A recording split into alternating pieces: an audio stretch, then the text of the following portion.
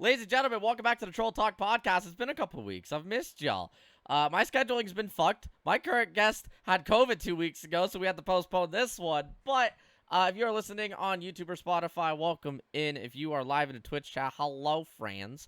And if you guys want to witness these live, make sure to tune into Twitch. But my guest today is none other than I would like to call them the master of all arts, ErectDictator. Hi, Erect. Hi, Edie. I don't know about I don't know about that, but hello. How are you? Great? I'm sipping Good? out of a titty cup. I'm doing all right. How about yourself? I'm doing great. I'm doing great. Running on 2 hours of sleep, we're living our best life. 3 hours here, so it's not much better. But, I mean, hey, we're both running on caffeine. Now, Yes. for people that don't know who you are and what you do, because this is kind of our first proper time doing something on a stream together, tell us a little bit about who you are and what you do. Okay. Where do I start? Jeez. So my name's Meg, or as you heard before, ErectDictator. I've got ADHD and I'm dyslexic, so I can't read. That's pretty cool. We're a streamer as well, full-time streamer on Twitch, so that's also pretty cool. We bust it down. It is variety. But recently, like, we have been like focusing on the cycle. Yeah. For those of you guys who don't know what the cycle is, it's basically like Escape from Tarkov, but it's like space. So it's like space Tarky. So you're doing like space trades. It's really cool. It is a free game. And so that's awesome. But also on top of that, like, the company has like opened it up to where people can be like affiliated or partnered with it. And honestly, like, I haven't heard or seen like a free game like do that in a while. So like we're really pushing for some of that stuff. Yeah. So that's why we've been playing that a lot recently. But we also do like Lego builds on stream. But outside of streaming, okay, like, to shift to something slightly different, and I'm sorry, that's gonna happen a lot during this. That's perfectly fine. Like, we do, like, I do like a ton of other stuff. Not just like, well, I don't really have a life, but like I try to pretend that I do. I try to go outside. My tan is definitely fake, but I'll say that it's not. We'll just pretend, right? Well, I'm going to Florida and I'm gonna be at the beach, and so like I'm a ginger. No, you're a finger. No. No, I am not. My hair is all natural, okay? No, my tan's not that fake. I do go outside sometimes. But recently I've been trying to like find like new like hiking like places to go. Okay. COVID really like booped me in a sense, and so I was like, I gotta go outside. So Yeah. I was like, I gotta actually touch grass, like that. I actually have to do that. So I've been doing that here a lot recently for like the last, like, I don't know, like month. So That's good. it's been good. But yeah, so there you go. That's a little bit about me. There you go, both on and off stream. And what the whole point of this podcast is about getting to know you. So that being said, I like to start off the podcast with getting to know the beginnings. And in this case, your beginning started way before being a streamer when it comes to being in front of a camera. Oh, yeah. You have a history of being a professional actress, a singer, a dancer, and more. So let's go over that. I want to start off with your history as an actress. Sure. So, I actually didn't kind of like fall into it until like when I was in like high school. So originally, I wanted to be in the Marines. LOL. So originally, well, because my dad was. So I was like, I'm gonna be like my dad. There's no boys in the family. Like, I'm a tomboy, right? So I was like, I'll do that. Well, then that was like in middle school, right? So whatever. And then I like really fell in love with the whole like marine biology, but specifically like sharks. And I was like, dude, I want to be out on the water where the sharks are, specifically the lemon shark. Literally my favorite shark. They're so cute. They're literally so cute. They're super dangerous, and they live in families, and it's adorable. Okay. Ask me anything and I'll be able to tell you like a little bit about them, but we can talk about that later. So originally that's what I was going to do. Well, when I was in high school, to like skip all that drama, right, there were I sang like I just like sang like kids do, right? Yeah. Well, like a lot of the teachers in like middle school were like, wow, you're really good. And I was like, sure, I don't know, whatever. I just sharks. Right. Charts. So then when I got into high school, I joined like the chorus and the choir and stuff like that. And it's the director of like the chorus and choir or whatever. He also directed the musicals and stuff like that. And he was like, "Hey, like you have a really nice voice. I want you to like audition." And I was like, "Okay, sure." So like I auditioned and I started getting like cast in the stuff. And so I was like, "Wow, this is really fun." And I was having a lot of fun. And so then with that, I was like, well, shoot, maybe like I was putting more time because of rehearsals and stuff. I was putting more time into like the acting and the singing like side of things rather than the science side of things. Now, my entire family are scientists. Okay. Like my entire family are scientists. So like just by default, I was like, I have to be a scientist. But like I didn't, like I don't. Like Yeah. obviously, like I'm sitting here today, this is what we're doing, right? Yep. So that's how like I started was like in high school like from like just singing and then getting into acting. So I wanted to be on Broadway. I was like, okay, like I'll be on Broadway. Well, then I started dabbling with like film people in my area, and I was like, oh, look, film is what I want to do. So then I started doing like a lot of commercial work and film work and like TV shows and stuff like that. And so like that was a lot of fun. Movies like that. It was a lot of fun. It's a blast. And then I went to college for it. And now I sit in front of a camera and I stream and I do voiceovers. You're living the dream in a way. You got the experience that most streamers wish that they had without knowing that's what you wanted to do.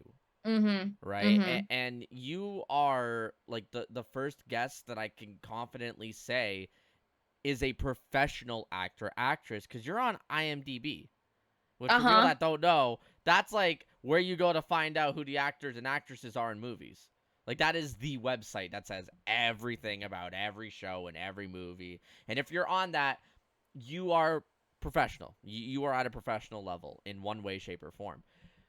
But with that being said, you kind of said that you started with singing and then it led into you getting roles under like plays and stuff.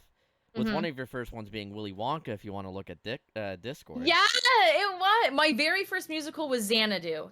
And then I think it was my junior year in high school, it was Willy Wonka. Yeah. And my mom, that costume that I'm wearing, my mom made that.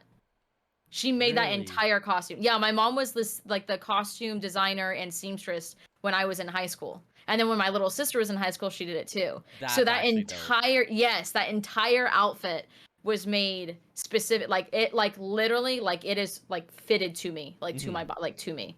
It was, dude, that show was such a blast. It was a blast. That's insane. Now, you mentioning that Willy Wonka was like a blast, and you kind of already went over a couple of the things I wanted to talk about. You've done a lot when it comes to being an actress and being in plays and wanting to go into Broadway and then going into film and TV and TV shows and movies. I have a couple here that going through research, I've seen that you've been a part of, but whether you want to just go through these or you want to go through any of the other ones that I might not have been able to find, but like we have Willy Wonka, we have a show called The Word Detective. That was really fun. We have I was like 15 when I was in that. We have one that puts you on IMDb, Youthful Ambition. And we have quite a few others that I couldn't find, but out of all of those, I want to know which one brought you the most enjoyment, and why was it teaming up with your co-star? Oh my gosh, that dog is literally amazing. And that was a last second decision. Okay, so since this picture's up, we'll talk about this one first. So he's literally adorable. He's like a border collie. A collie border. He's massive. Yeah. Like that dog is massive. We literally walk into the home that we're shooting the scene in, and my director sees the dog and he was like, we're gonna put that in the show. And I was like, say less. Say less. I was like, yes, because my character, she's very me. Like honestly, like as cliche as that is, she's actually like very, very like me. Yeah. And that was the thing that was nice about Youthful Ambition is that, which it's still a we still like shoot for it. The thing that's like really cool about it is like I like got to be a part of like the writing process of my character. Like I got to help, like we had a storyline and then I got to sit there and like say, like have a say in like my character. That like doesn't happen unless really you are like big boy Robert Downey Jr. Exactly. Like right. And so like I was very blessed with that. And so my character, she's very like her whole entire background I can't necessarily like talk about like too much of it Of since it course. is still like live. But like basically like she lives with her father. She works on like she literally works on dirt bikes. She works on dirt bikes. She works on cars. She like that's what she does. She races her motocross, and she's got like some city friends or whatever it may be, but most of her life is like her hard working and like providing and like doing stuff. So Hmm. like the dog itself fit perfectly, and he was literally the best. Like not a trainer, not he just sat That's all there. he had to do. Yep, that's all he had to do, and that's all he did was literally just sit there, and it was amazing. My of the ones that you named, so Youthful Ambition, Use Fell Word Ambition, Word Detective, Detective, Willy Wonka play. Those were the ones that I could find like just through your Instagram. Now, of some of course, there's the probably a few more, but sure. So I was also in The Longest Ride, the movie with Britt Robinson and Scott Eastwood. wow. Um, I actually got in that through people that I know in my area. Now I didn't like everything that like I said wasn't in like the movie or anything like that, Hmm. but it was a great experience. And Britt Robinson is actually like from my area, and my little sister was actually in a play with her little sister. Yeah, so it's really cool. It's really like everything can I yeah, it's really cool. But it was really interesting to see like a lot of the behind the scenes stuff and like how they did it and how they like would pick people Hmm. to kind of like match. Fun fact, I can say this. So if you guys have seen The Longest Ride, there are bull like riding scenes. Well, they're in different cities whenever they're indoors. That was all shot in one location with the same people every single time.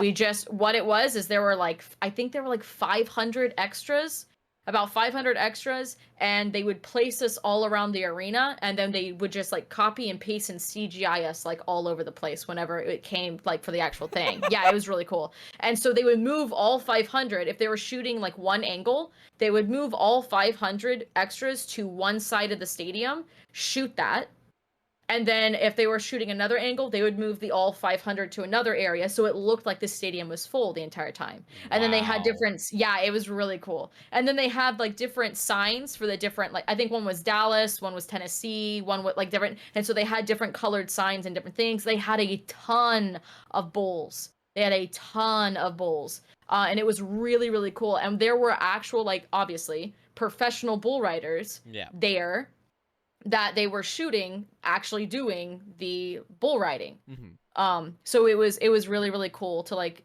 be a part of all of that. As far as like that was probably my favorite, like watching and like really soaking everything in. Yeah. My phone It's is all going good. crazy. It's all good. That I didn't realize that my sound was on. I apologize. That's what happens when you're Uh popular on Twitter.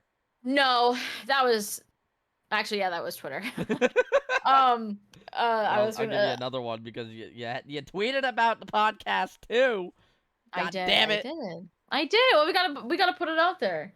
But my I think my favorite like as far as like filming experience would definitely be Youthful Ambition, because that's the project that I have done the most like actual like acting and work on. So Okay.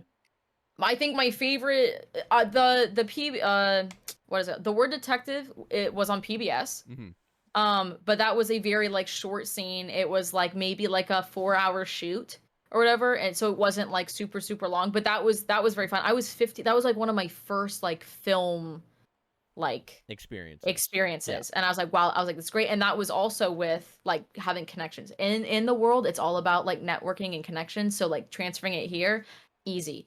But It's not about I what think you know, it's about who you know. exactly. Well, Yep. and that's the thing is like it with so my favorite experience would probably be with the Youthful Ambition cast crew and whatnot. They're amazing. They're great. They're fantastic. I even had like the freedom to like change lines and like do stuff. Yeah, as long as the content was like or like the context and like the feelings were still getting across, Yeah. like I could change lines. Cuz the writer was like if this just doesn't feel natural like to like you or to your character, like feel free to like change the verbiage on it. And I was like absolutely. Yeah. So it was great, and it's fantastic, and it was a blast, and I enjoy every second of it. The director's amazing. The producer's amazing. She's fantastic. My crewmate or my crewmates, my castmates, my co-stars, like she's freaking amazing. So definitely, as far as like the film goes, like that's a blast. It's like it was so much fun. You are like the second person that is in the field that I am able to talk to. The first one being Mr. Purple Broccoli, who you might recognize that name because you've been in the Twitch circle for a while, but he's not fully in like the same circle. Sure. But he like he's currently doing acting as well, and he's doing like a lot of commercials and side gigs and stuff like that as well. So to be able to hear not only his side of like how he got into it and everything like that. My encoder keeps messing up. So everybody on YouTube, I'm sorry if this is lagging, and everybody on the live Twitch stream, I'm sorry this is lagging as well if we cut at any moment.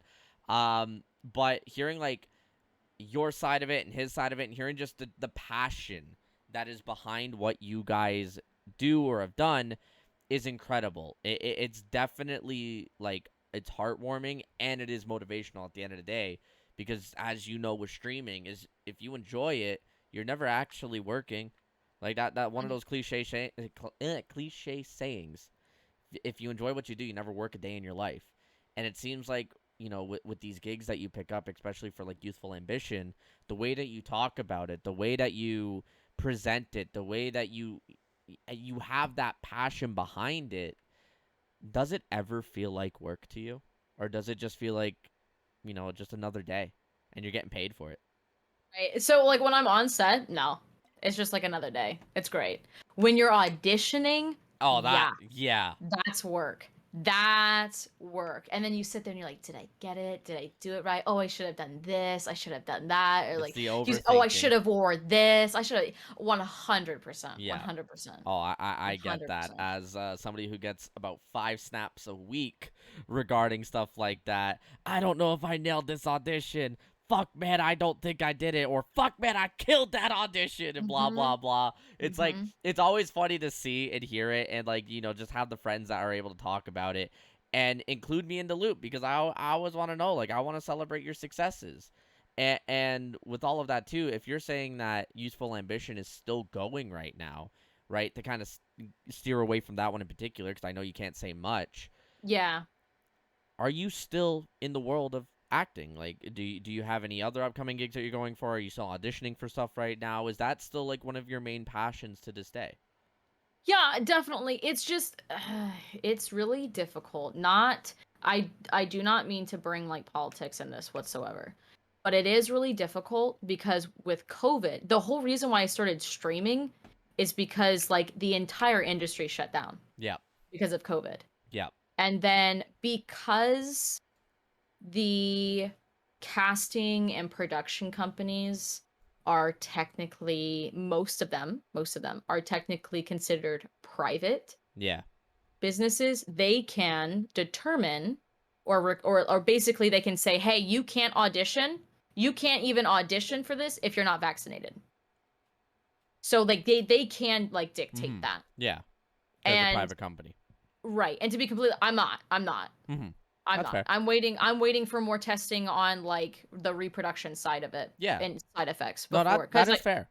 Because I mean, I'd like to have kids maybe one day, but we'll see. You never know. Yeah. So like that's whatever it may be. So I was like, I don't know what I'm gonna do. So at the time I was dating somebody and he was like, well, you like video games and I'm really tech savvy. He was like, why don't we get you like set up on like streaming on Twitch or something like that? And I was like, I don't really know. I was like, I'm not good at video games. I was like, just because I enjoy them doesn't mean I'm like good at them. Yeah. And he was like, well, you don't have to be good at video games to be on Twitch. And I was like, okay. And I was like, yeah, we'll give it a shot. My very first stream was me playing off my Xbox One S, no camera, and I played Minecraft. You jumped right into the Twitch section of what I wanted to talk about. We'll get to that in a little bit, but yeah, I was gonna ask about that because as somebody who does do a little bit of deep diving for these, I get to look at all that stuff, and it's very interesting seeing where people come from to where they are now with Twitch. Mm-hmm. I want to stick on the side of the arts, and as I posted the links in chat for everybody, you are a master of all arts. We'll step away from the acting side for a second. Sure. I wanted to get into one that, like, I don't know how the hell you managed to find time for it if you're still doing acting and streaming. How the fuck are you so good at art? And when did you find out that you're good at art? Because you could draw anime characters really fucking well, and I'm jealous, and I'm wearing an anime shirt right now, and I'm just jealous. Like, so when did you find out you were good at drawing and being an So artist? so in middle school, no, yeah, in middle school and in elementary school, but in middle school we had to take like an art class or whatever it may be. And so we like had to take art class, and my older sister had to take art class, and my older sister is really really good at like actual like realism with like art. Like it's nasty how good she. You guys know when you see like those TikToks or those pictures where it's like somebody literally draws somebody and it looks like a photo? Yeah. Like that's like my older sister. But she doesn't like she's a scientist, guys. She's getting a PhD in genetics. Like she's focused like she doesn't yeah. When I tell you my family is scientists, my mother was on the first team of like the first team, like one of the first teams to start like finding like treatments to cancer. Yeah. And then there's me and I stream. Yeah, right? I Yeah, think yeah, you got yeah. a better career, but 100%, 100%. But that's like my family, right? So it's like wild. It's wild to me. But so she was drawing and I was like, whatever. Well, I got into so like I drew and my art teacher was like, wow, this is really good. You did really good. And I was like, thanks, whatever. And like you doodle when you're like a kid, whatever. Well, I started watching anime, and when I was like at the beginning of me like streaming. So And so I was wait, go ahead. streaming Yeah, so I've how long do you think I've been streaming for? 2 years on Twitch. No. No. So there's other accounts. No. I literally started streaming like a little over a year ago. Yeah, October 2020. Yeah, no. October. Yes? October 3rd. I believe, if not October 2nd. For affiliate or for regular? First ever. First out, yeah, probably. Yeah. But So- then I didn't take it like seriously until a year ago. So you started watching anime the same time you started watching, or the same time you started streaming? No, it would have been like a couple Oh. months into it then, if that's the case. You know, like you Okay. know more about me than I do. No, So but like I thought that you genuinely have been watching anime for like ever since Nope. middle school or high school. Nope. No, I just got into it like literally like a year and a half ago. That's interesting. Mm-hmm. So I got into anime, and then I was trying to figure out what I wanted to do with my Twitch channel. Well, I started getting a bunch of people in my stream that did art. Yeah. And I made my emotes. Like I drew my emotes. And a lot of people were like, whoa, I love that. Like that's great. So I was like, okay. And I was like, well, what if I do like an art whatever? And I was like, I can just like do like somebody's emotes, or I can just do like whatever. And I was like, well, why don't I like try like drawing somebody anime? I was like, how hard can it be? Bro. Yo, drawing anime is hard, okay? Let me explain. Let me just explain, okay? You draw my first ever Show I- and tell. I know I have Show it. and tell. Show and tell. I don't know where it's at actually. My first ever like drawing. Well on oh, he's right there. Hold on. I'm not. Hold on. I'm wearing Show shorts. and tell. Hold on, I'll show. It's I can I've cover cam never real okay, quick. let me There you go. I've Your never camera's off. watched. Oh no, you can Oh, turn you can okay. turn the camera on. That's okay. I've never watched My Hero. Okay, My Hero Academia, I've never watched it. But I saw Deku and I was like, I think I could draw him. I need to see this. Because I So think I know what drawing it is. So I drew Yep. Deku. Yep. So I drew Deku. Drawing anime is hard. Do you? Right? That's just literally copy pasted out of the fucking manga. Nah. Well, the thing is, the thing that's easy, or I mean, the thing that's nice though. So all of my like original, like my first arts, they're all black and white. The characters are all black and white. Yeah. Because like I was like, I don't know how to make skin tone. I don't know how to do this. I don't know how to do that. And I sat there and I practiced. And that was before like I had time. I had like my stuff set up. I was like, okay, like I'm pretty good with like my like I was networking, but I wasn't putting like a ton of oh my gosh, I'm gonna break my camera. Jeez. I wasn't putting like all of my time and networking. It was more like, how can I improve my stream so that I can network? Yeah. So I would sit there for hours and hours and hours. My favorite one is Behind Zero too, but of course, I would sit there for hours and hours and hours trying to figure out like how I want to do it. Well, the thing is, so he was my very first one, easy, and I was like, okay, like that was easy, Yeah. ish. And I was like, let me find something else. Well, then I went to Naruto because Naruto was like well, no, Akame ga Kill was my first anime that I ever watched. But Okay. imagine. Okay. But so Interesting. I started watching Naruto and I watched all of it and I was like, let me try doing that. Well, when you draw so much Naruto, whether it's the character or like all the characters, some of the other styles of anime become difficult. Yes. So like One Piece is extremely difficult for me to do. Uh Naruto, obviously, like I did Bakugo, like that wasn't too difficult. When I did 02, I was also focusing a lot on Attack on Titan because the two styles are not the same, but the angles are Yeah. similar. And then when I was doing My Hero, I was also doing Hunter x Hunter. So it went Hunter, no, I don't even know my animes anymore. But it went from My Hero to Naruto. And then I went to Seven Deadly Sins. And then I went to Darling in the Franxx. And then I went to Attack on Titan. And then of course, Hunter x Hunter was in there as well. I think the one that I struggled the most with is Demon Slayer. So they're not finished yet. They're just in like black and white. But they're penciled out. They're penciled out. But I have the three gents. I have the three gents done, but they haven't been colored. Those were the most difficult, and you can guess what the most difficult part was. It was their eyes. Yep. Their eyes were difficult. Because you're so used to doing like these cat eyes for these girls, and you're so used to doing these like squinty eyes for these guys, or these very rounded, and then you go to them, and it's like, okay, it's actually an octagon, so like this is great. So yeah. You've only been watching anime for like just over a year, and you listed a lot of large animes there.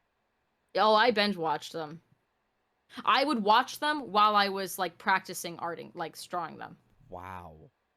So Like Demon yeah. Slayer, shorter anime. Attack on Mhm. Titan, about 100 episodes, Mhm. right? And My Hero, about 140. Like I'm saying the ones that I finished. Like I finished Demon Slayer, I finished My Hero. Season 6 drops fall. I can't wait for that. That's gonna be good. Mhm. Attack on Titan drops January. The Mhm. final season. Mhm. Ah! I could go on and on about anime. Well, not anime, but like Attack on Titan. I was on an Mhm. anime podcast where we had to discuss top 10 animes, and I've watched 6. Okay. 5 of my 6 made the top 10. Hey, yo, okay, let's So go. I was happy. The only one that didn't make it was Dragon Ball because they thought One Piece deserved to be ahead of Dragon Ball, which I still debate to this day. But that's okay. I'm gonna let some people have their fun because Attack on Titan got second because they just wanted Full Metal Alchemist Brotherhood to get first, and I did not Oh, agree that okay, Attack but on Full Titan Metal. should have been first because it is a spider web that nobody understands but me, and it sucks. Anyways, with Okay, but I don't know if I would put Full Metal number at one all first. time. I don't know if I see. I see. It would definitely be in top 10 That's for fair. me. That's But fair. I don't think I would have it. I don't think I would have it Demon Slayer first. was 10th. Does that hurt you? Demon Slayer was Demon Slayer 10th. was 10th. Actually, Wow. have I watched 7? Wait a minute. Demon Slayer, Dragon Ball, Jujutsu Kaisen, JoJo, My Hero, Attack on Jujutsu Titan. Kaisen's so good. So good. Yes. I would Yes. marry any of them. Damn. 100%. 100%. She marrying the finger. Yeah. All of Of them. Every single one of them. damn. They'd be tying the finger together, huh? It would be great. 2 fingers. I wouldn't complain. Two fingers. The finger from the anime and you. Yeah, I'm okay. waiting for it. I'm waiting for a reaction from Yeah, Diggs. okay. If you don't know, I messaged a couple people from the community. Now, I will say, only Diggs got back to me. And he just said, yeah, I just call her finger a lot. And that she dyes her hair, which I believe. But You believe I dye my hair? Obviously. Imagine. I Imagine. think if I dyed my hair red though, wouldn't you guys think that you guys would be like see roots by now? Nah. Or am I just so good that you can't see No, it? you just touch Do it you up think every single stream. We touch it up. every stream I touch it up? Every stream. Because I definitely have time to go to the salon to get it done, right? No, you just do it yourself. You know, like Okay. the just for The men wax kits. guy? You just get you just Stop. get the one for women. You're and you tap, violating. tap, You're tap, tap, violating. tap. Nope. That's violation. All right, outside the arts, there are a couple cool hobbies that I have learned about you, and one of which you kind of touched on because it's based on your character. But do you actually do motocross? So I don't compete or anything like that, but like I have a 97 Yamaha 2-stroke. What's the CC? And it's good. 150 because that's the only Okay. thing I can. That's the only thing I can drive and it touch the ground. Okay, that's and fair. my feet touch the ground. I wanted to start with that because I've been an ATV driver and like I've drove ATV on track, but like Mhm. off-road ATVs on track, and I've taken on jumps and stuff. Mhm. So it's the closest in regards to like hobbies that I can relate to. I can't really relate to arts. Like I did dance for one course in high school. I did a couple plays back in elementary school. I did ballroom dance at the end of elementary school. That's like the closest I could get to those kind of arts. But when it comes to like off-road and like ATVs and dirt bikes, I could talk about that a little bit more. Mhm. Mhm. So you ride them. Did you Mhm. ever ever turn that hobby into like a passion of wanting to go professional? Like under any of the motocross, motorsport, arena, did you want to go into any of that? So I didn't get into it until like super late, to be Okay. completely honest with you. I love my parents. Love my parents. Love my parents. But I was a little rambunctious. Okay. So Okay. I'm the middle child. All right. So I'm the middle child. So I am a little wild. All right. But like responsibly, but back in the day, like not responsibly. Right. Yeah. So I wasn't even allowed to have a scooter. Okay. When I was a kid. Now, in my parents' defense, we have a massive hill in the neighborhood. Like there is a massive hill, and they know that I would ride my scooter down that. If I had one, I would ride my scooter down that hill, not know how to stop, and crack my head open. They know that. I need you to understand before you even continue the story that you are literally the female version of me at this point because I have a scar on my knee from riding my scooter down a really big hill, and the front wheel, which was made out of rubber, hit a pebble and right off the rim, and I flipped over my handlebars a half block and skid. And I have a scar on my knee to this day from that, and I had to walk home like a whole kilometer with my scooter that I couldn't ride with a busted knee that I thought I shattered my kneecap. Yep, and I was like 11. So I fully get the concern of your parents when you were a little bit of a rambunctious child. But starting off with the scooter, yep, that sounds very familiar to me. Anyways, when did you like first get your vehicle that you could ride? A scooter, a bike, a ripstick, a hoverboard, whatever.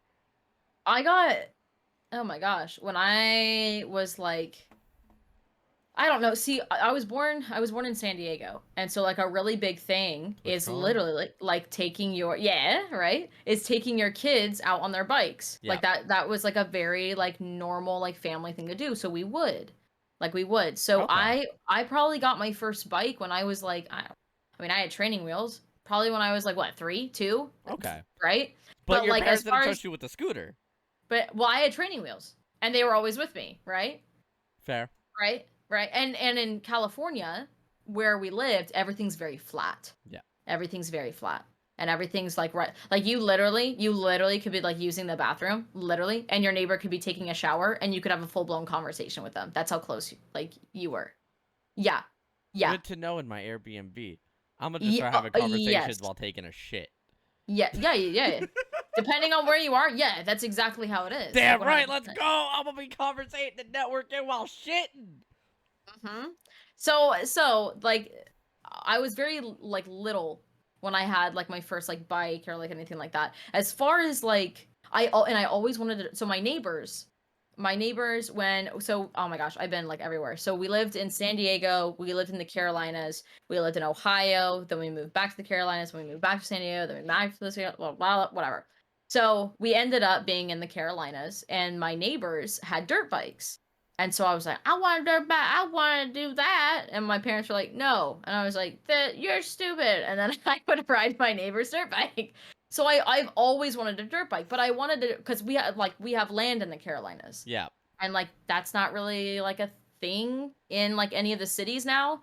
But like we have land. And so like I was like, I want to be able to ride a dirt bike all over the property because I don't want to walk because I'm lazy. Yeah. I want a bike to do it, and that is still my mindset to this day. Too okay? lazy to walk. Yes. Ride a bike. If in my dirt bike is not with me any like right now. It is actually up in Ohio because my parents are renovating a really really old home that my grandparents, who no longer are with us, they have this massive plot of land, like over 400 acres, and there's a really like old house on it, so they're fixing it up. Well, my dad was like, "Yo, can I take your dirt bike up there so I don't have to like walk the property?" And I was like, "Yeah, yeah." I was like, "I get it. Like, I'm on the same page as you. I get Yeah. that." So, my dirt bike is actually not currently with me. But when I was younger, I was like, "I want a dirt bike," just so that I didn't have to walk on the property. So now, if I need to go down, I take my riding lawnmower and I go all the way down wherever it is because I'm too lazy to walk. It's great. It's great. but yeah, so like I had a Honda Grom, and I got a Honda Grom, I think, let's see here. I want to say it was like 2019. Okay. And I got like a new one. I bought it off of somebody. I went all the way up. I went 2 states up to get it. I went 2 states up to get it. Well, because in my area there's a massive hub for them, and Groms here sell for like almost $6,000 without any tune-ups, without any yeah, about 6 grand, anywhere between like 4 and 6 for like a new one, but they all had like well over 10,000 miles on them. Yeah. Well, I found this one and it had 102 miles on it, and the guy was selling it for like 2,200. Yeah, And you're going to get it. Yeah. And I was like, I'll travel. And I was like, that's one. I was like 100%. I was like, because I was like, I want something fun. I was like, I was like, why would I go all the way up there? And so I went up there. I looked at it. Nothing was wrong. He dropped it once, and it was a Grom for people who don't know. Like, look, it's gonna make it sound like I know what the fuck I'm talking about, but I really don't. But a Grom is not a bike that is meant to be like this pristine little like it's a stunt bike. You're meant to drop untuned. It can only go 55 miles per hour. Like, you're pushing it to go on the freeway. Yeah. like I would not recommend. But like it's meant to be like quick get around, but also like a stunt bike. Like, you're supposed to drop it. Like, that's normal. Yeah. So I originally went and I got the Grom, but the whole purpose of it was I was gonna make a YouTube channel of it, and my name's Meg. So it was the highlighter yellow, green color, and I was gonna get a wrap on it, and I was gonna wrap it blue, and I was gonna name it the Megalogrom, like a mega, because I like sharks. So a megalodon. So I was like, okay, there, but also because my name's Meg, so Megala Grom. Because there's Grommy Bear, and there's all like that entire community and whatnot. So I was like, okay, like I'll start my own YouTube channel. I was like, that'll be fun. Well, needless to say, I don't have it anymore. I was requested heavily to get rid of it, so I ended up selling it. Yeah. So that was really because cool. that's Alan. Don't worry. I'll yell at Alan later. Oh no, you're good. You're good. Yep. So that's so recent, like honestly recently. And then I want to say I had my dirt bike before my Grom, so probably in 2017 I got my whatever it's called, my dirt bike, my 97. You're 97. And it's a 150 2-stroke, cc. and she is pure pipe, and that bitch smells nasty and sounds even better, dude. It's so nice. She's so nice. You can make so many comments based on the last 2 sentences you said, and you know what? I knew a couple people like that too. Anyways, straight pipe smelt nasty and sounded worse. Yep, I that sounds like 2013. If that ever says anything, but fucking hell. Do you ever think that, like, God forbid any of the other careers that you are in right now flop, would you ever go to motocross? Or do you feel like it's just something that's not, like, you don't want to ruin that hobby? I've already ruined gaming with streaming. Why would I want to ruin another hobby? I'm kidding. I'm kidding. I get how some people think, or not think, but I get how some people feel like gaming gets ruined. Like, for me, It depends on what you game, though. yeah, no, like, in my opinion. that is true. For me, it's like the only thing that kind of my mindset is ruined on is constantly thinking about getting a highlight or getting a clip, even when I'm offline and I'm not recording. Like, I'll pop off. I'm like, damn, I should have recorded that. Oh well. Like, nobody's gonna see the light of day in my 20 bomb offline after stream 4 beers deep kind of thing. Sure. And I'm like, okay, whatever. It is what it is. So, like, I think that's the only thing that got ruined for me, but I will say it does heavily base on what you play. And with us being variety, I feel like we get affected by it less than some people that main a game. If you main a game, you are 100% like losing your love for at least that game. If you are maining a game for stream, if you're trying to become a professional, you've lost your love for it. Right? Now for me, you mentioned it before we started the proper recording, like you're playing the Cycle right now. And it's a free game that is trying to have partners on it through content creators, and there's not many of them. You're right. There's only been 4 other ones that I've heard of in the past year. Knockout City. Okay, yeah. Oh, that's right. Super People. Vampire Blood Hunt. And the one that I actually got partnered with is Roller Champions. Which is a Ubisoft game. So I'm technically now a Ubisoft partner through the creator program of Roller Champions. So that's fun! I fully get what you mean in the fact of, like, there aren't many free games that give that opportunity to people, but when it goes back to the topic of is gaming ruined because we're a streamer now, I genuinely feel like some of the free games are the shit that keeps our spirit alive. 100%. And 100%. I don't know about you, but at least for me, like Fall Guys going free to play, Fortnite kind of getting rejuvenated with no build, and like games like Roller Champion and Turbo Golf Racing, games that I can play with my community or play with my friends. Nobody has to spend a fucking dime, and they're cross-platform, have rejuvenated my love for gaming. Like the whole thing that got me on the internet. Now with you, I want to ask, because you are a gamer, for the love of God, I'm going to yell at Alan. With you being a variety gamer on stream, was there a point throughout your streaming career so far that you genuinely feel like that love for gaming died and you were just trying to push yourself to game on stream? Yep. If you don't mind me asking, what game made... Apex. 100%. I had a feeling, since you haven't played it since April. Let me just put it this way. When Apex, I was beta tester for Apex. I was season 0 for Apex, and I had my like OG people that I played Apex with, and it was great. It was phenomenal. We were disgusting, like genuine, like like I don't mean to sit here and be like, wow, I'm really good at the game, like actual. But that was like I wasn't streaming. Like I wasn't streaming. I didn't even know like what like I didn't like no. Like all of my time went into Apex and with my two others to make my trio, and we were nasty. Like it was ridiculous how nasty we were. Yeah, right. We were actually bronze. Thank you. But like, bronze. And that was before a ranking system was out. That was before Evo Shields were even like introduced. Right. It was the original.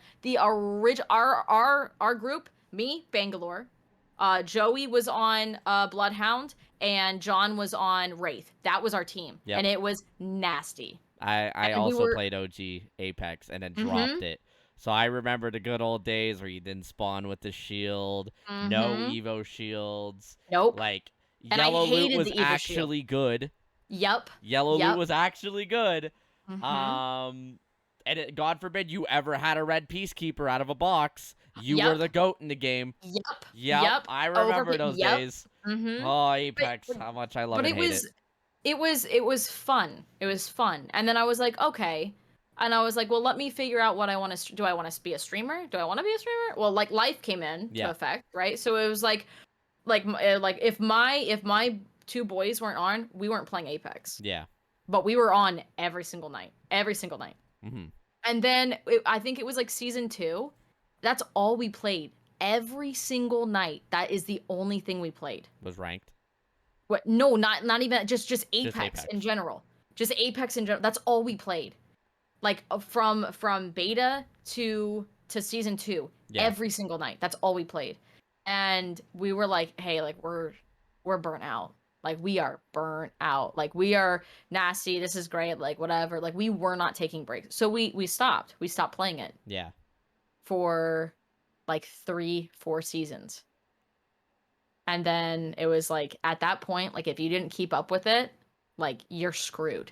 Yeah. And so I was like, okay, like let me get back into it. And in my streaming like career with Apex, I started like basically having to relearn the entire game. Mm-hmm. So I had to sit there and relearn the entire game. And I was streaming late at night, so I was like blessed to have like a plethora of people to play with. Because I will not, if I play that game on stream, I will not solo queue. Yeah, I don't regardless, blame you. Like period. Especially the way that it is now. Yeah. So I sat there and I was like, okay. So I had people, and Joey was able to join me a lot of the times. And then Joey brought in one of his friends, and then I became friends with him. So then it was like the 3 of us. Yeah. And so like you could see during my streams like the progression of me actually getting better. But when I was playing it on controller. So because I played on my Xbox, like my Xbox. So I was playing on controller. When I started streaming, I was playing on a controller. Now I'm mouse and keyboard.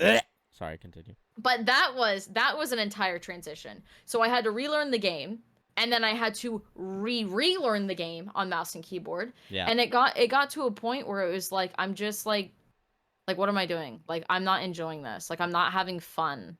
Like I want to like this game is ruined for me. Like I am not enjoying this. And That's I fair. was like, I don't want to do this anymore. I do not want to play this game anymore. And honestly, it wasn't streaming that ruined it for me. It was the Apex community that ruined it for me. And it wasn't like Apex community coming into my stream and be like, you're dog shit. It's like, bitch, I know I am. The fuck? Like, I literally have a sound alert for that. Get out of my face. Like, I'm aware. Yeah. It wasn't that. Like, nobody ever, like, would do that. It was the constant, like, if I solo queued, if I opened my mouth, if I tried giving call-outs, they're like, nice call-out, bitch. It's like, shut your mouth before I stick my dick in it, bitch. Like, what do you want me to, like, what do you want me to do? Like, I'll hit you back with the same energy. Yeah. But it's like, like, there was one game I pinged. I literally pinged ammo that somebody literally voiced over. They're like, I need heavy. They looted the entire place. It was a horrible drop. They looted the entire place. I had a P2020. He needed heavy. I pinged heavy. And one of the guys goes, nice ping, jackass. And I came over. I was like, you don't need heavy anymore? And they immediately were like, oh, my bad, my bad. But they went and pushed a fight without having ammo. And I was like, I get it. We're not in ranked, but we don't know how to play the game, gents. There are very few communities through games that I despise. Genshin, which you've also started on. Apex. Mm-hmm. And Dead by Daylight is a coin flip. Yo, Dead by Daylight be toxic. I haven't played that since last October. Yo, I will not play that game on stream unless I have a full team. I don't blame you. Now, I have some like streamer friends who main the game, and they love it, and they also know at the same time that there are some of the most toxic people they've ever met in their life in that game. Like, you would think a game like GTA RP would have toxic people, and it does, but nowhere near. I play GTA RP. Trust. You could say there's nowhere near amount of toxic people compared to, let's say, like Apex. There is if they're abusing their staff powers. Oh, agreed. 100%. That's if you're on a dickhead server. But yeah, I'm on a dickhead server. Shout out to my dickhead server. I haven't been in the city in forever because of it. But go ahead, continue. you can switch servers. You can switch lobbies in Apex, but you're gonna experience the exact same people. Yep. You can Yep. switch servers on GTA RP and actually go to, you know, reputable ones. Go to ones that have that if you're toxic, you're kicked kind of mentality. Like the proper RP servers. And avoid the toxicity. Of course, the toxicity makes some of the games great, but at the same time, most of the games are not fun toxic-wise. And the one game I am excited to hear the toxicity for is Modern Warfare 2. Being a COD fanboy, oh baby, 2012 lobbies are back, and it's gonna be fun. Damn. I just saw that message in chat. Thanks, Gemini. Ban that. Yeah, no. Yeah, no. Anyways. Imagine. I always like it's one of those little things that you gotta double check in chat, and this is why we live record these so people on Spotify and YouTube can know that yeah, shit does happen when we're live. We just had somebody say that they're 6 years old. Anybody under the age of 13 can compromise your Twitch account, not just theirs. If a wrench is in chat and you allow somebody under the age of 18 to be in a mature chat, you have a chance of getting your account suspended, if not banned. And if they're under the age of 13, you will definitely get a little bit of a strike if you see a gray wrench in your chat. As Twitch streamers, I feel like we should all be aware of that. But with that being said, Meg, I want to let you know that this is about the halfway point. There are a couple fun segments I like to do during these podcasts, and the first one is rapid fire questions. Oh, gosh. Break the tension of all of the personal questions that I've been asking you, and I'm going to ask you more, but they're going to be rapid fire and they're going to be easy questions. If you go for it. You want to build a story on any of them, because I know you like to ramble on these kind of topics. I'll try really hard not to. Hey, I'll no, be like, no, I want you to. I want you to ramble on them. Keep talking, keep going. The more conversations, the better. But that being said, let's start off with what's your favorite day of the week? Thursday. I get the most views on Twitch on Thursdays, so I look forward to Thursdays. Favorite city in the U.S. besides the ones that you've lived in? And based on what you said earlier, there's only probably like 3 cities you could choose from, and they're all in Alaska. Yeah, so I would probably, yeah, that one.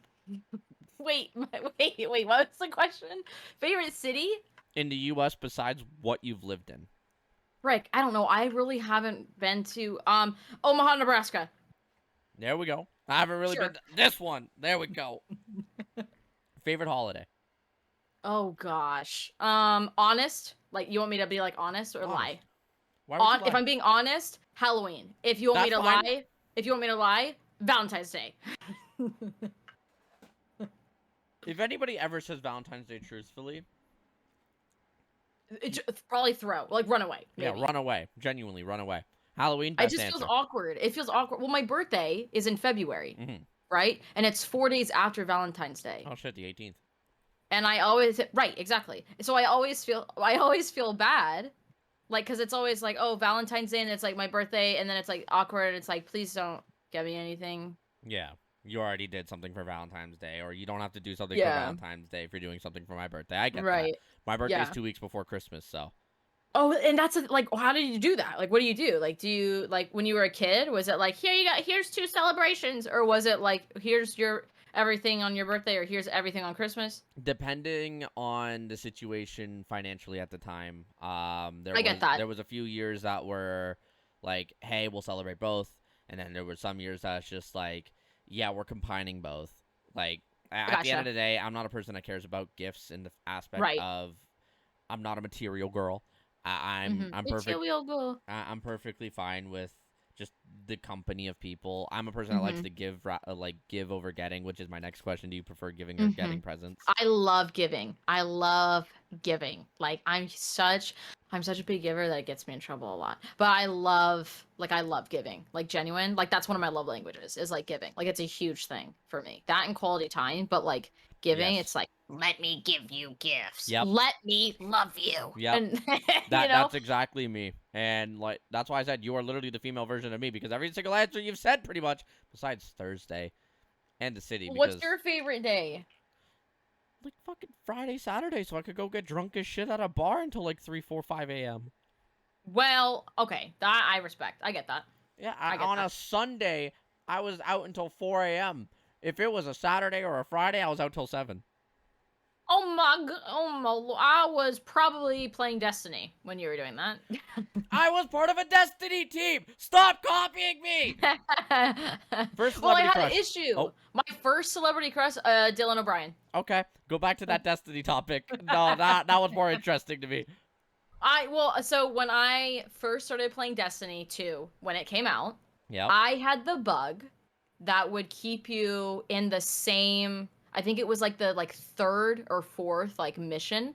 I had the bug where no matter what I did, I literally completed the mission. I would get loot from it. It would literally be like, "Yeah, you did it!" Like my ghost would be like, Yeah. "What? Go talk to this person." I would do that. I would do that every single time, and the mission wasn't being completed in my quest and in my like I couldn't progress with the story. Yeah. And at first I was like, okay, maybe it's because I'm with my friends. I was like, okay, because I was playing with two of my guy friends, and I was Yeah. like, okay, maybe that's what it is. So I soloed it. I need you to understand that I did that mission. It literally one of the first missions. Literally one of the first missions.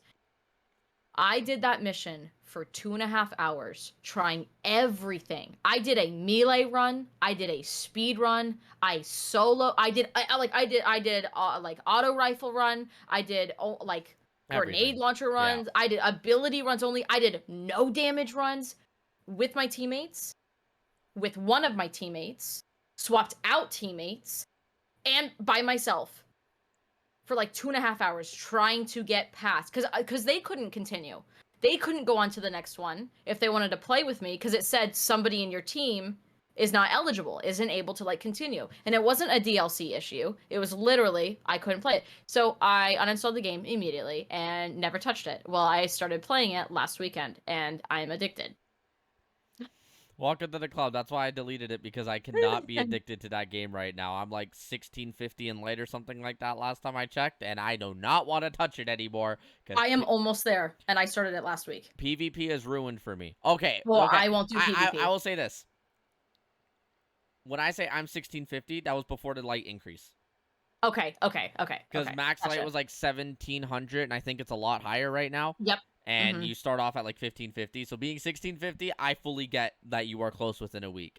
If it was when I was playing and you're 1650 within a week, I'm like, that's physically impossible.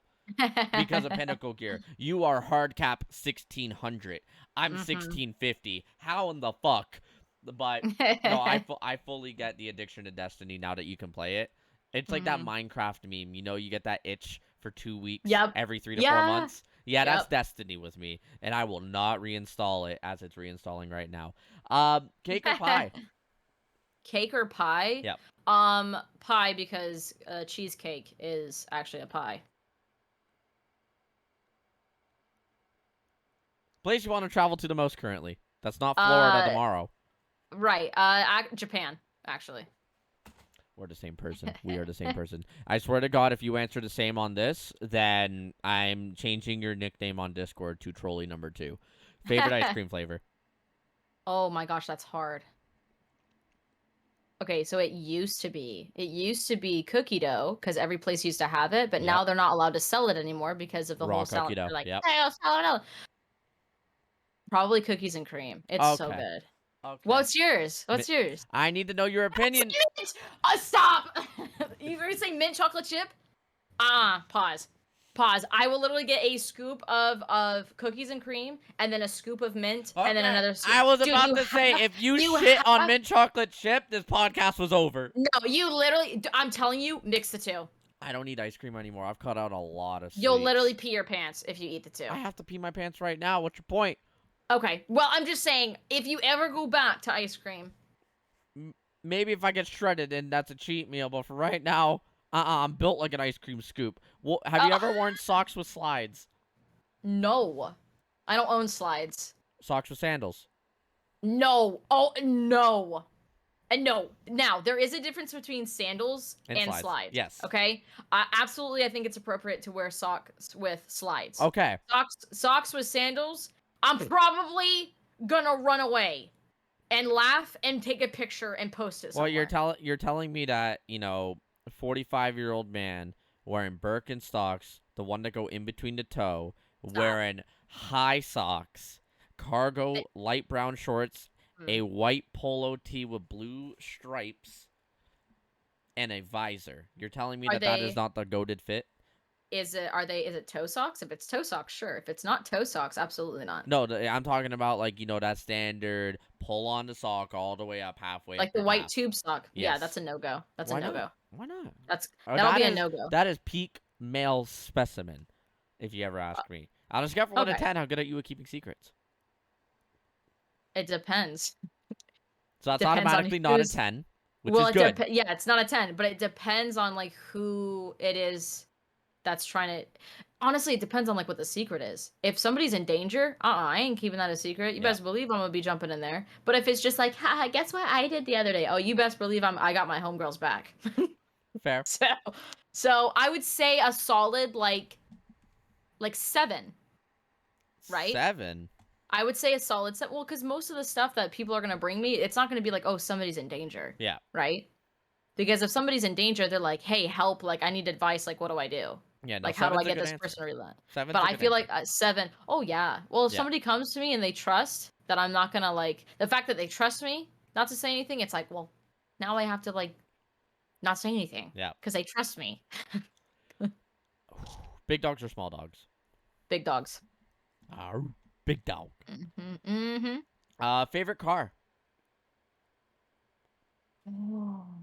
1960s Stingray. Not a 70s, a 60s. 70s is too boxy. 60s is much more smooth. Now what color? Red. Okay. Or black. Yo, the black ones. Oh, it is so hard to find them. I wanna get one. One of my goals in life is to get one for my dad, because that's my dad's favorite car too. But it's so hard to find the 60s that are in good condition. Yeah, you don't want a rust bucket. Mm-mm. No, that's fair. If you could only eat one meal for the rest of your life, what are you eating? Okay, it would be steak, medium rare, lightly salted. You're gonna have to make sure that it's been basted in like garlic butter, and then you're gonna have like steamed, like really like not mushy, but like soft, like steamed broccoli and mashed potatoes. But I want the mashed potatoes to also have like some of the potato skin in it, because that's actually really healthy for you. So that would be it. You literally just said my favorite fucking order.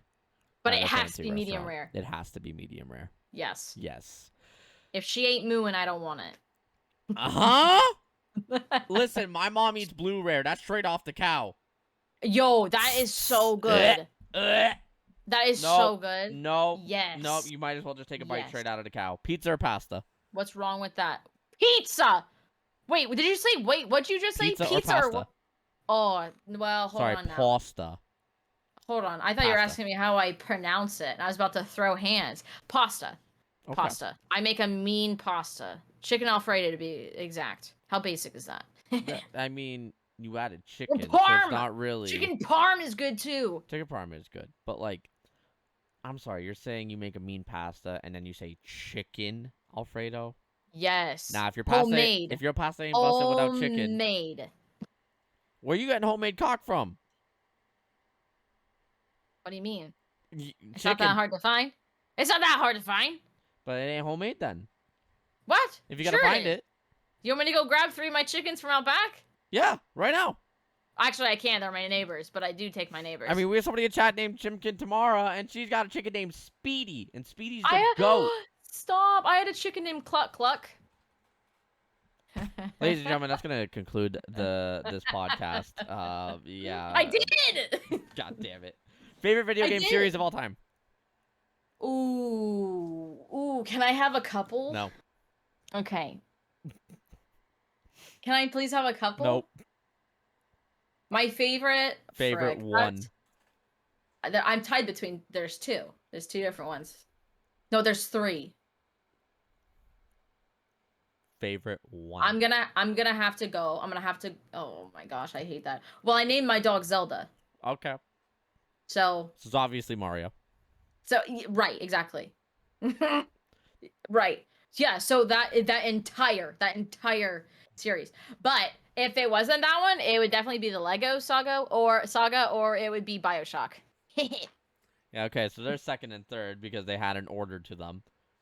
At what age do you Yes. want to retire? Now. Tomorrow. Yep. That's the go-to answer for that. I wanna be. This is the thing is I genuinely think that we're gonna be busting it down in our 30s. I think my 30s are gonna be like my golden years. So I want to retire in my 40s, to be completely honest. But this is the thing. This is the thing is like, even when I'm in my 40s, like I'm probably gonna keep going. But Yeah. like, as far as like me streaming on Twitch, like obviously, like we don't know like where the platform's gonna go, right? It's changing all the time with the Yep. different categories that they bring in. But whatever. So like depending on like I don't know, but like that's the thing is like a lot like what I've noticed like now kind of like the thing to do is like when you if you don't want to stream anymore, if you don't really want to like do any of that, like you really do shift into like the podcast types Yeah. of stuff. And That doesn't mean I don't want to stream anymore, ladies and gentlemen. Don't take it that way. yeah, right. Well, that's the thing. It's like you're not doing podcasts all day, every day instead of streaming, right?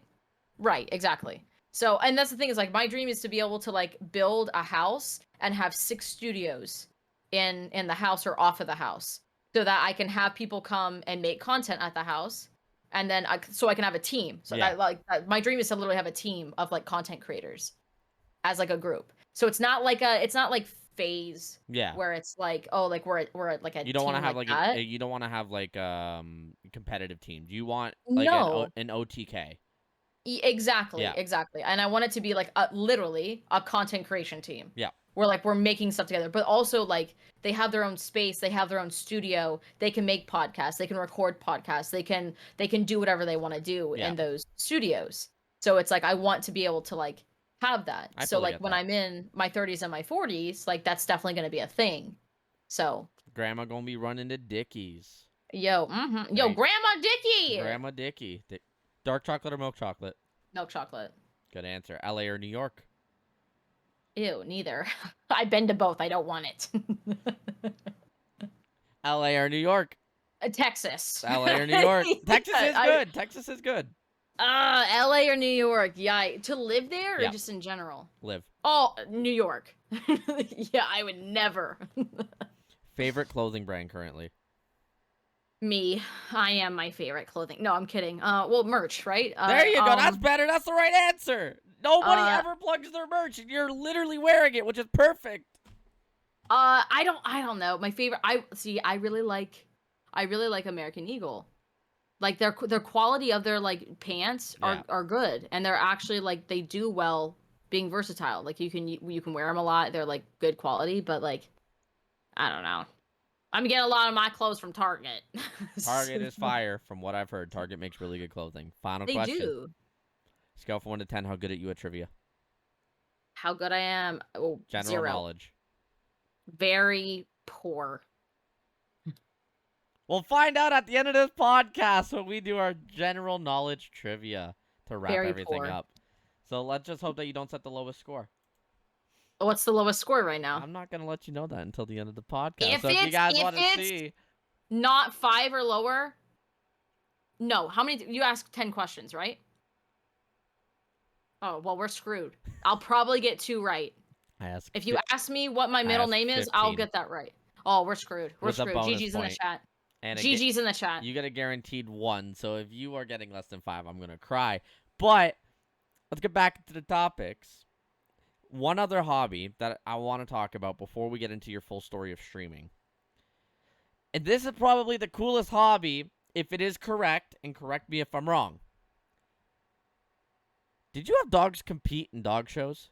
Yeah, I was in Pennsylvania last weekend for that. What in the actual... How do you get into that?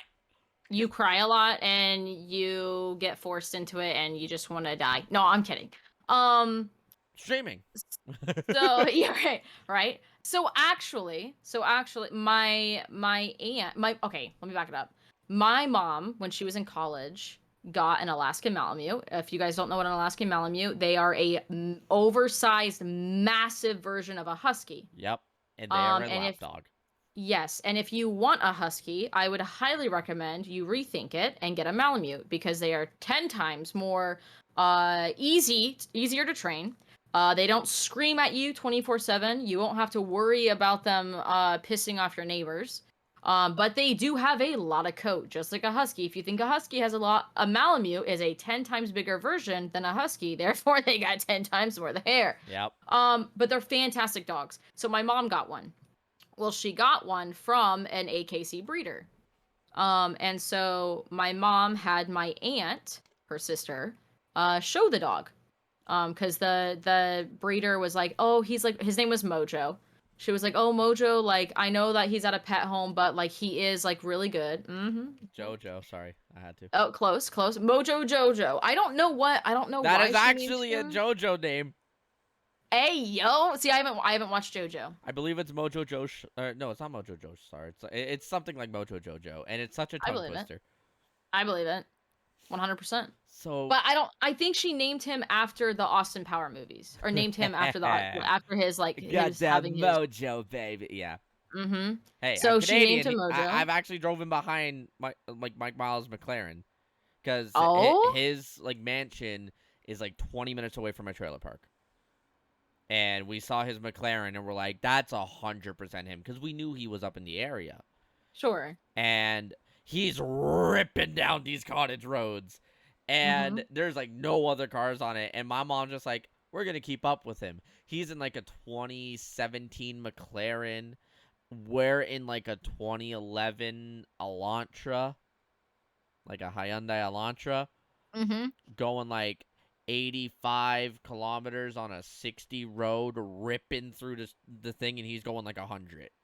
Like, casually. The traction on the McLaren was nuts. And I'm just in a beat-up fucking Hyundai Elantra trying to keep up with a McLaren. That's a highlight. Just to give up about 5 minutes later. But, so, the show dog situation. Your aunt ended up bringing the dog to the show. Yeah, so my aunt ended up, like, showing the dog. And then when, like, my family was getting... So, we used to have an Amstaff. That was like our first like family dog, but he had some issues, so we ended up having to give him back, unfortunately, to the breeder. And then we got a Brittany, and that's what we have now, Brittany's. Now I have a Pit and I have a Brittany. Love my Pit. I love him. I love my Brittany too. But we have Brittany's, and Rocky was our first Brittany, and my aunt showed Rocky, and I was really little. When we got Rocky, we went to the breeder. We were like looking at the puppies, and we're like sitting down with the puppies, like whatever. And Rocky like walked over to me and just like fell asleep in my lap. And my parents were like, okay, like that's the one that we're gonna get. So we got Rocky, and he was being shown by my aunt. And then there's a competition in the dog show world in the U.S. I believe other countries have it. I know Canada has it because I've competed in the Canadian juniors. But there's something called junior showmanship, and it's for kids between I believe it's 9 and 18. Okay. So you can show when you're 18, but basically it's like you can show in juniors when you're 18, but it's basically like up until like you're 18. So it's really like 9 and then 17. Yeah. So, and you're broken up into different classes and stuff like that based off of age, and then also based off of like wins and stuff like that or whatever. Yeah.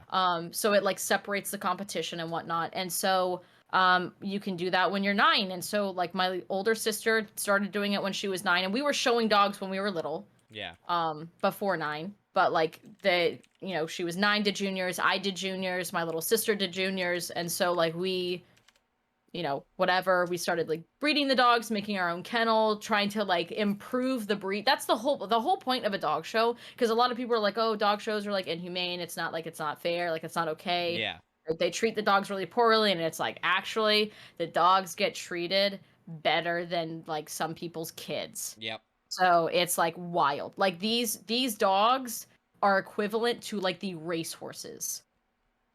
Like it's disgusting, like how like the and I mean disgusting in like a good way. Like it's the like I can't even like express how well these animals are treated. Like you would think, like, and the clients that own these dogs that are being outshoned are like billionaires. It is very, very expensive to show your dog. It is very expensive because the entry fees are very expensive. the traveling, the boarding, the grooming, like whoever your handler is, like you have all those like these people that are like and you there's magazines to show off your dog. Yeah. So like to get in like to try not to get into all of it, but it's a very expensive thing to get into, and these dogs are literally treated like royalty. Like of course there's going to be the people that like don't care, right? Of course there's going to be the people that like they don't care about their dog. They don't care about the dog. It's the same thing with like, right? It's just like there's people that don't care, Yeah. right? And unfortunately that's what the media likes to highlight on. And it's the same thing with the breeders. Media likes to highlight on like, puppy mills. Of course nobody like hello, a dog being in a cage is constantly bred. Like, of course that's inhumane. But when you have responsible breeders who are trying to improve the breed, who are doing health clearances, Yeah. who are like the standard of a Brittany says A, B, C, and D, right? Well, if what everybody's producing is X, Y, and Z, we have a problem. And so where everyone's trying to, a dog show is a breeding stock ring. That's what it is. It is for you to sit there and show like, here is my breeding stock. This is what we've done with the breed. Do you like it? And then there's going to be holes, right? So like, let's say my dog has a really good coat and has a really nice front and rear, right? Like that's really good. Well, let's say my dog has a really ugly head. Like it's not like a good like head for the breed. Well, if I see a dog out there that's lacking in a good rear, front, or movement, but has a really nice head, then you're probably gonna breed to it to produce a better like puppy generation, right? That is the purpose of it. It's just like a livestock show. So it's not this like, I don't know. A lot of people are like, oh, it's just, don't get me wrong. There's a lot of politics in it. There's so many politics. Yeah. 100%. But the purpose of a dog show is literally to show off, like, here is our breeding stock. Is it good? Are we doing what we're supposed to be doing? Is it in the right direction? Yes or no? Yeah. And the judge judges that. Like, that's the whole purpose of a dog show.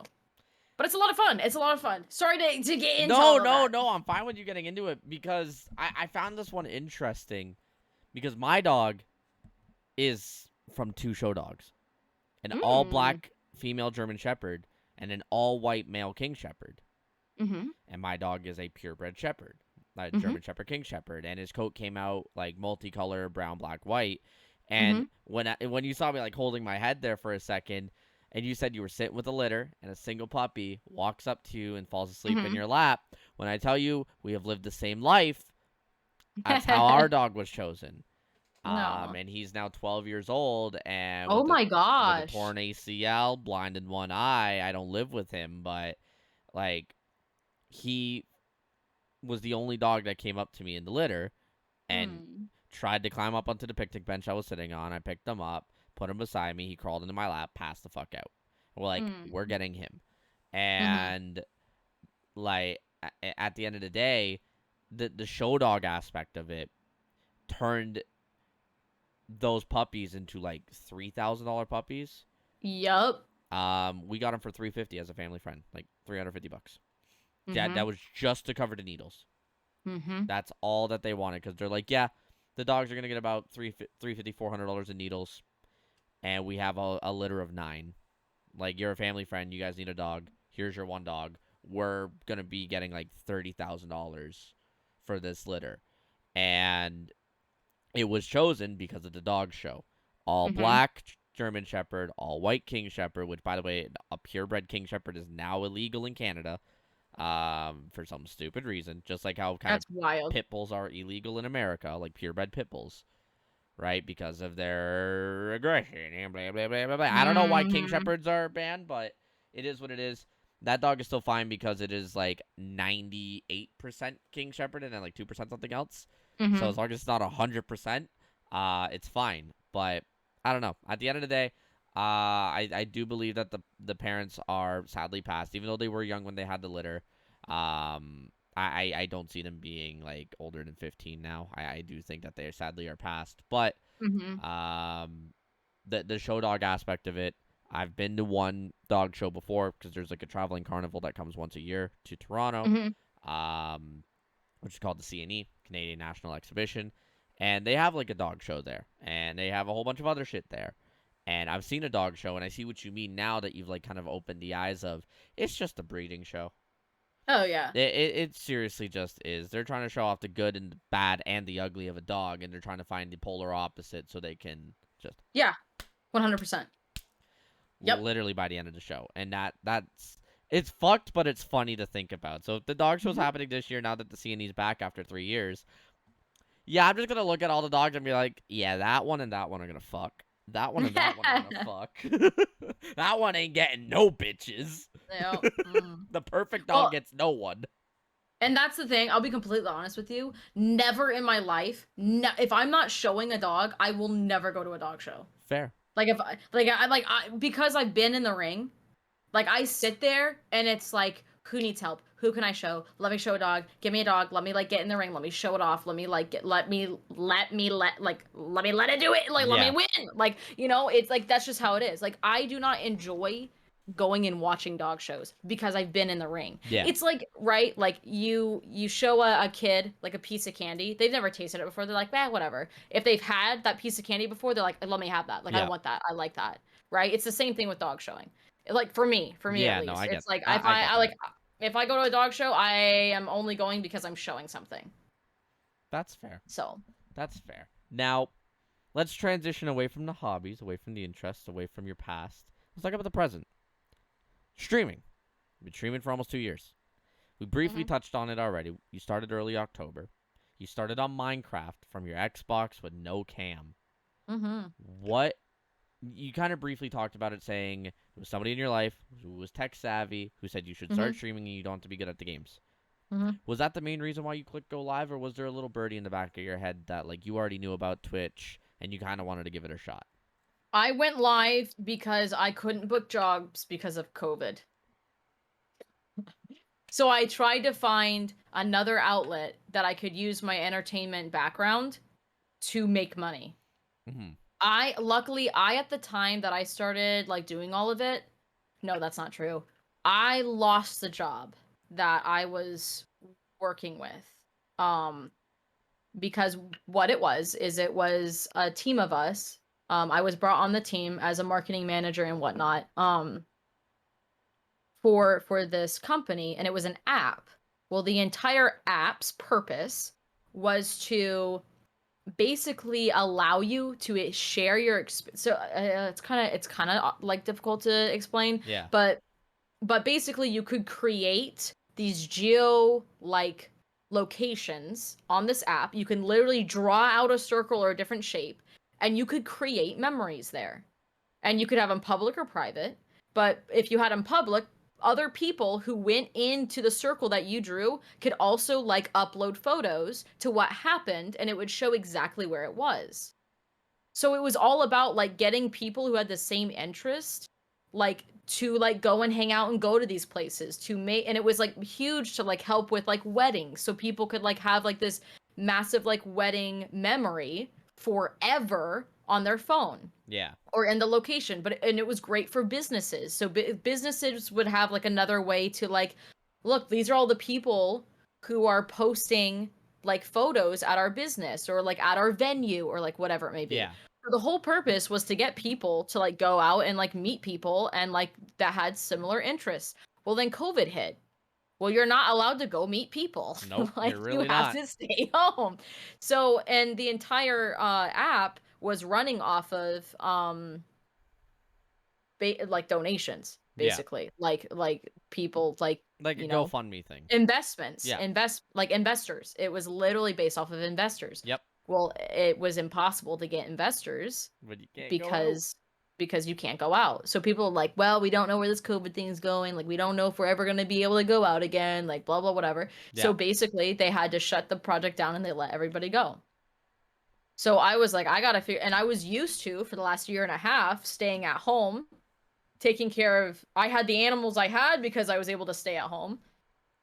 Whatever. I was like, I can't, and the guy that I was dating, he was working his 9 to 5, and I was like, I can't leave all the dogs home without going out. Yeah. Like I would have to, and where I was living, there was nothing around us where I'd be able to go on like a 20, 30-minute break and let my dogs out. And I was like, Yeah. I gotta find something at home. So I started streaming, I started like dabbling in it or whatever, and then I ended up having to sell my Grom because of COVID. Like that's literally the reason why. Yeah. I had to sell my Grom because of that. So like that helped out, and then I ended up working for Amazon. Everybody that says that has the exact same reaction, and I love it.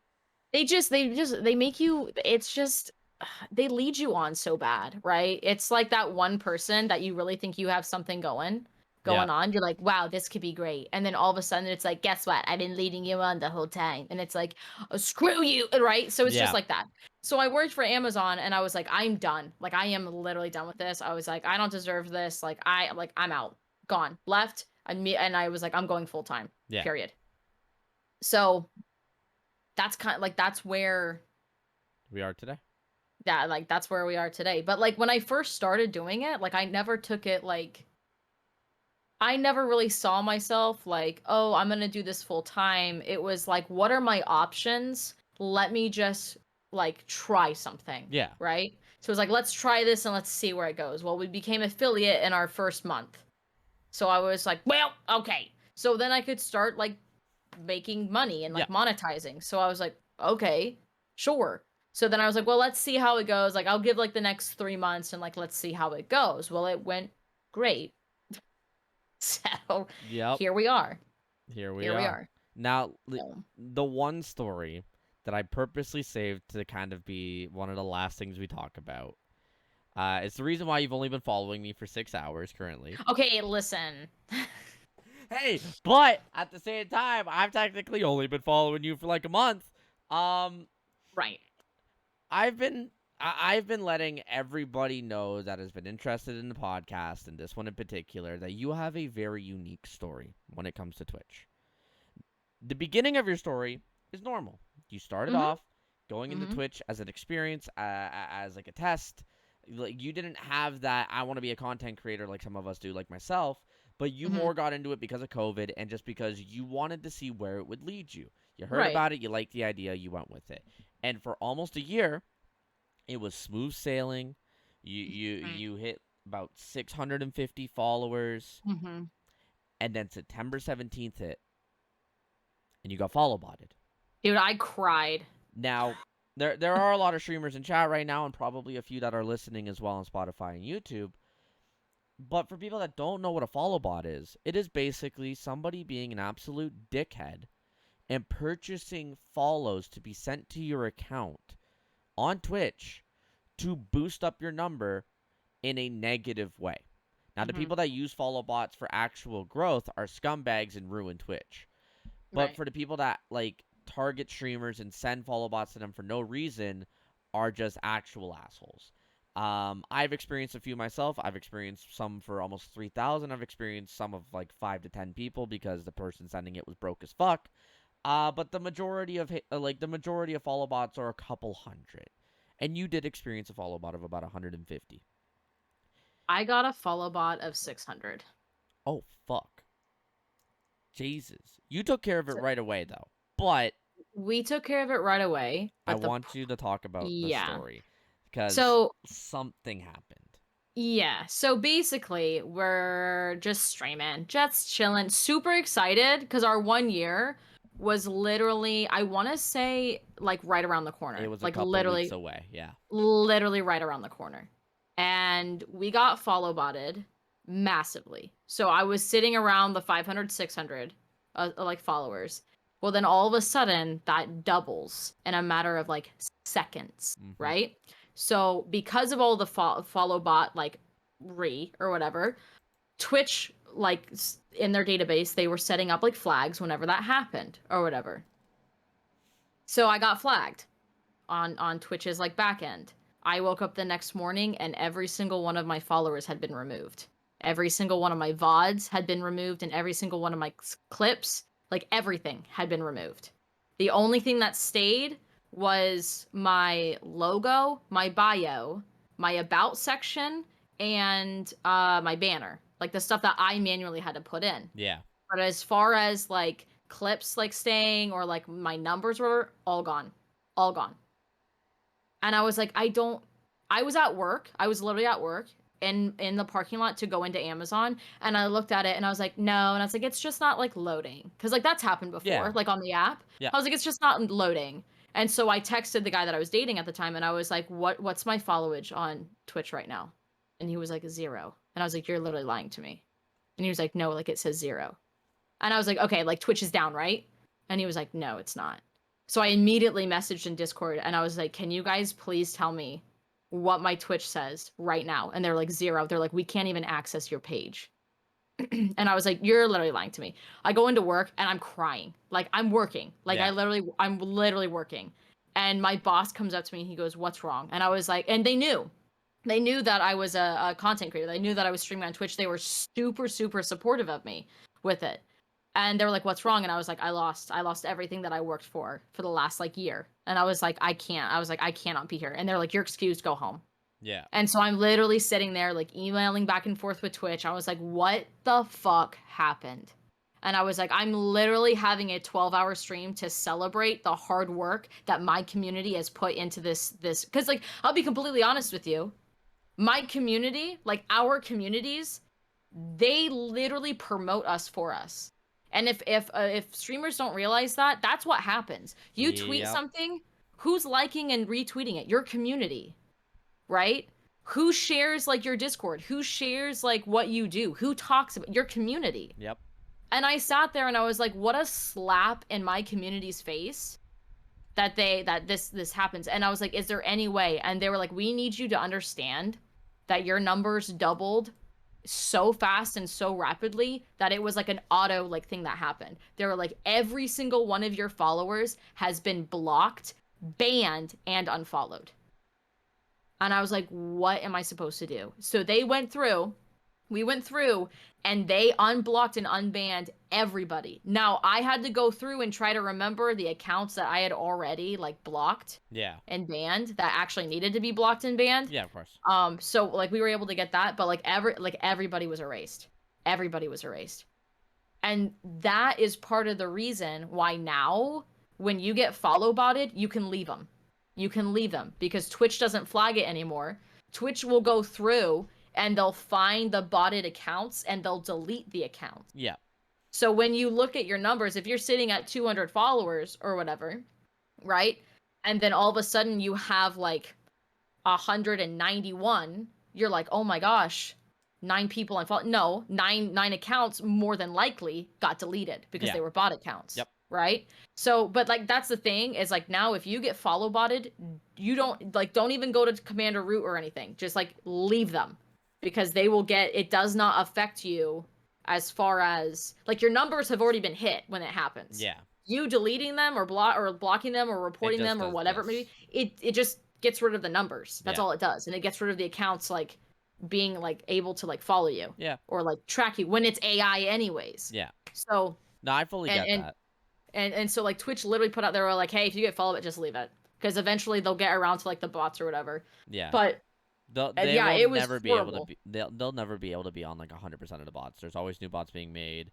Like we remember the Hosspot situation, like Hoss00312. Everybody banned it from their chat, and then we got the 00312 underscore 00311. Like we had all those Hosspots, and there was millions. And then there was another one, and there was millions. And there's going to continue to be that because there's immature people on Twitch that just try to ruin other streamers' careers.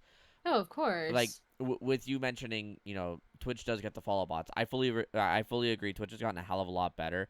I personally still go to Commander Root, and I'll walk people through the Commander Root situation because I have had some of my streamer friends get follow botted. They're like, I don't know what to do. I don't want to keep this number. I want to get rid of it right away. I'm like, hop in a call with me. We'll go through Commander Root. They're like, I don't want to misclick. You are not the only person that I've heard that has pretty much had their shit wiped. There's another streaming homie that we've had on the podcast, Smoked by a Sloth, but this happened after the podcast. They misclicked on Commander Root, and they were at like 2.53k followers and dropped down to 1k because they accidentally got rid of 2,000. Oh my gosh. And with yours, it was Twitch. because Twitch had that very Right. small period where they were automatically flagging accounts, Mhm. and you just so happened to get hit by that. Right Like after, and that's the thing is right they got after, rid of it. like, my case, they got rid of it, Yep. and I was like, "Thank God." I was like, "I don't want anybody to ever have to deal with that." Now, the bright side of this story is, yes, you lost pretty much everything, and I'm going to assume, did you feel like giving up at one point when that happened? No. Good. Like, I was pissed. Yeah. But I wasn't even pissed. It wasn't like, "Oh my gosh, all of my hard work is gone." Yeah. It was never that. It was always like everything that my community done had, and I even said that on my 1 year, like, with the and this is the thing. I posted on Twitter that happened to me.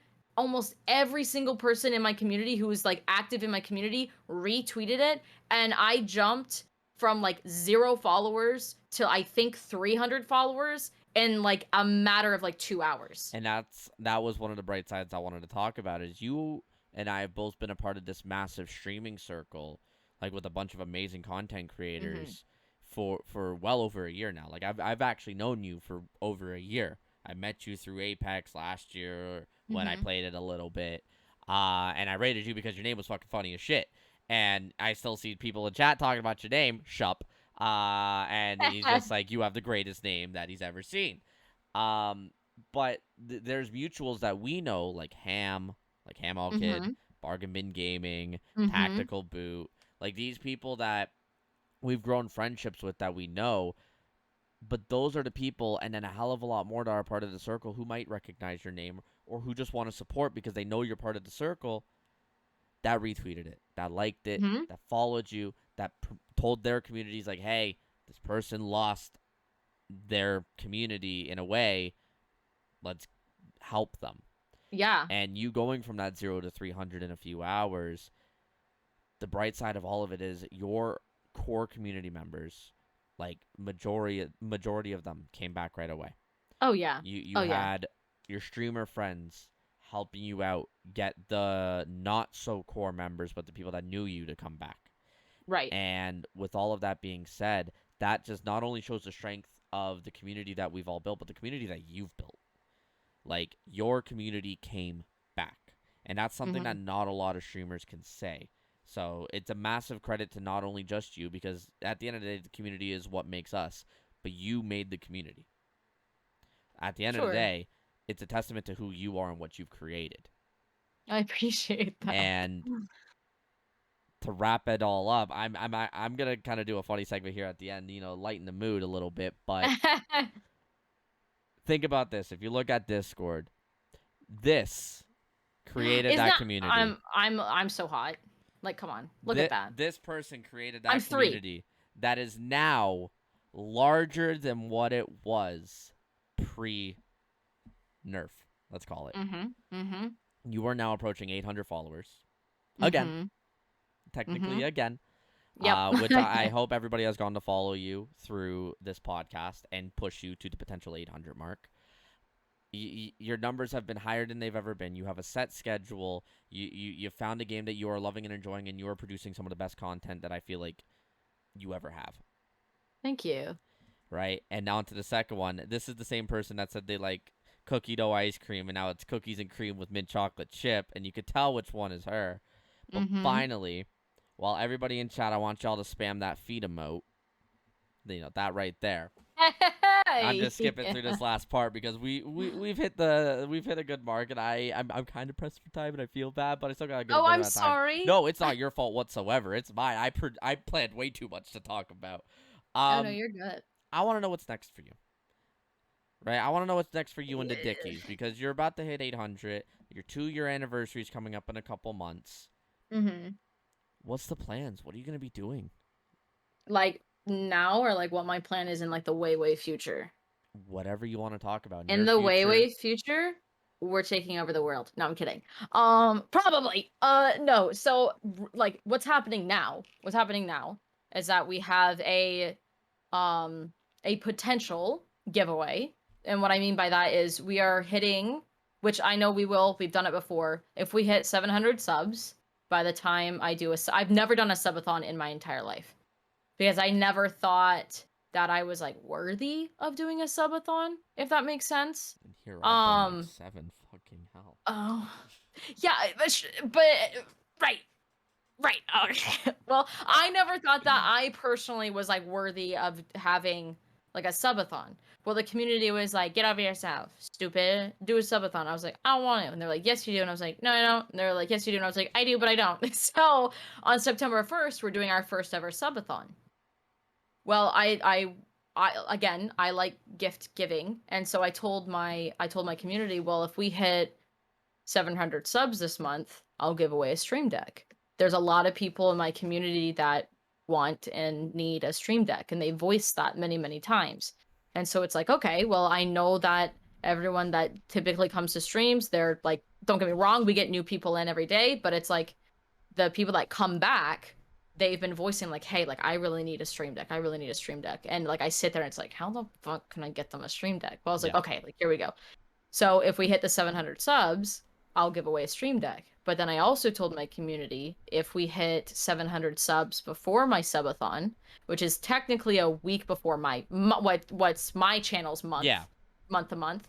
I was like, if we hit 700 subs before my streamathon, I'll put in a prize, in a prize incentive of a PC, because I know that there are people in my community who, like, I don't want to say like desperately, but Yeah. they desperately need a PC. Yeah. They want to get into streaming. They've done streaming. But they can't do it because they do not have a PC. Mm-hmm. And it's like, okay, so it's like, all right, how do I do this? And it's like, if we hit 700 subs, I'm giving away a stream deck. And then in my subathon, I'm also giving away another stream deck if we hit a goal, right? So then I told my community, it's like, well, if we hit the 700 subs before the subathon, I'll put in a prize for like a sub goal of a PC. Yeah. So that's that, like I want to be able to do that because there's so many people in the community that it's like I desperately need a PC, and it's like I want to do that, and I'm working really, really hard to try to get affiliated and partnered with this one PC company.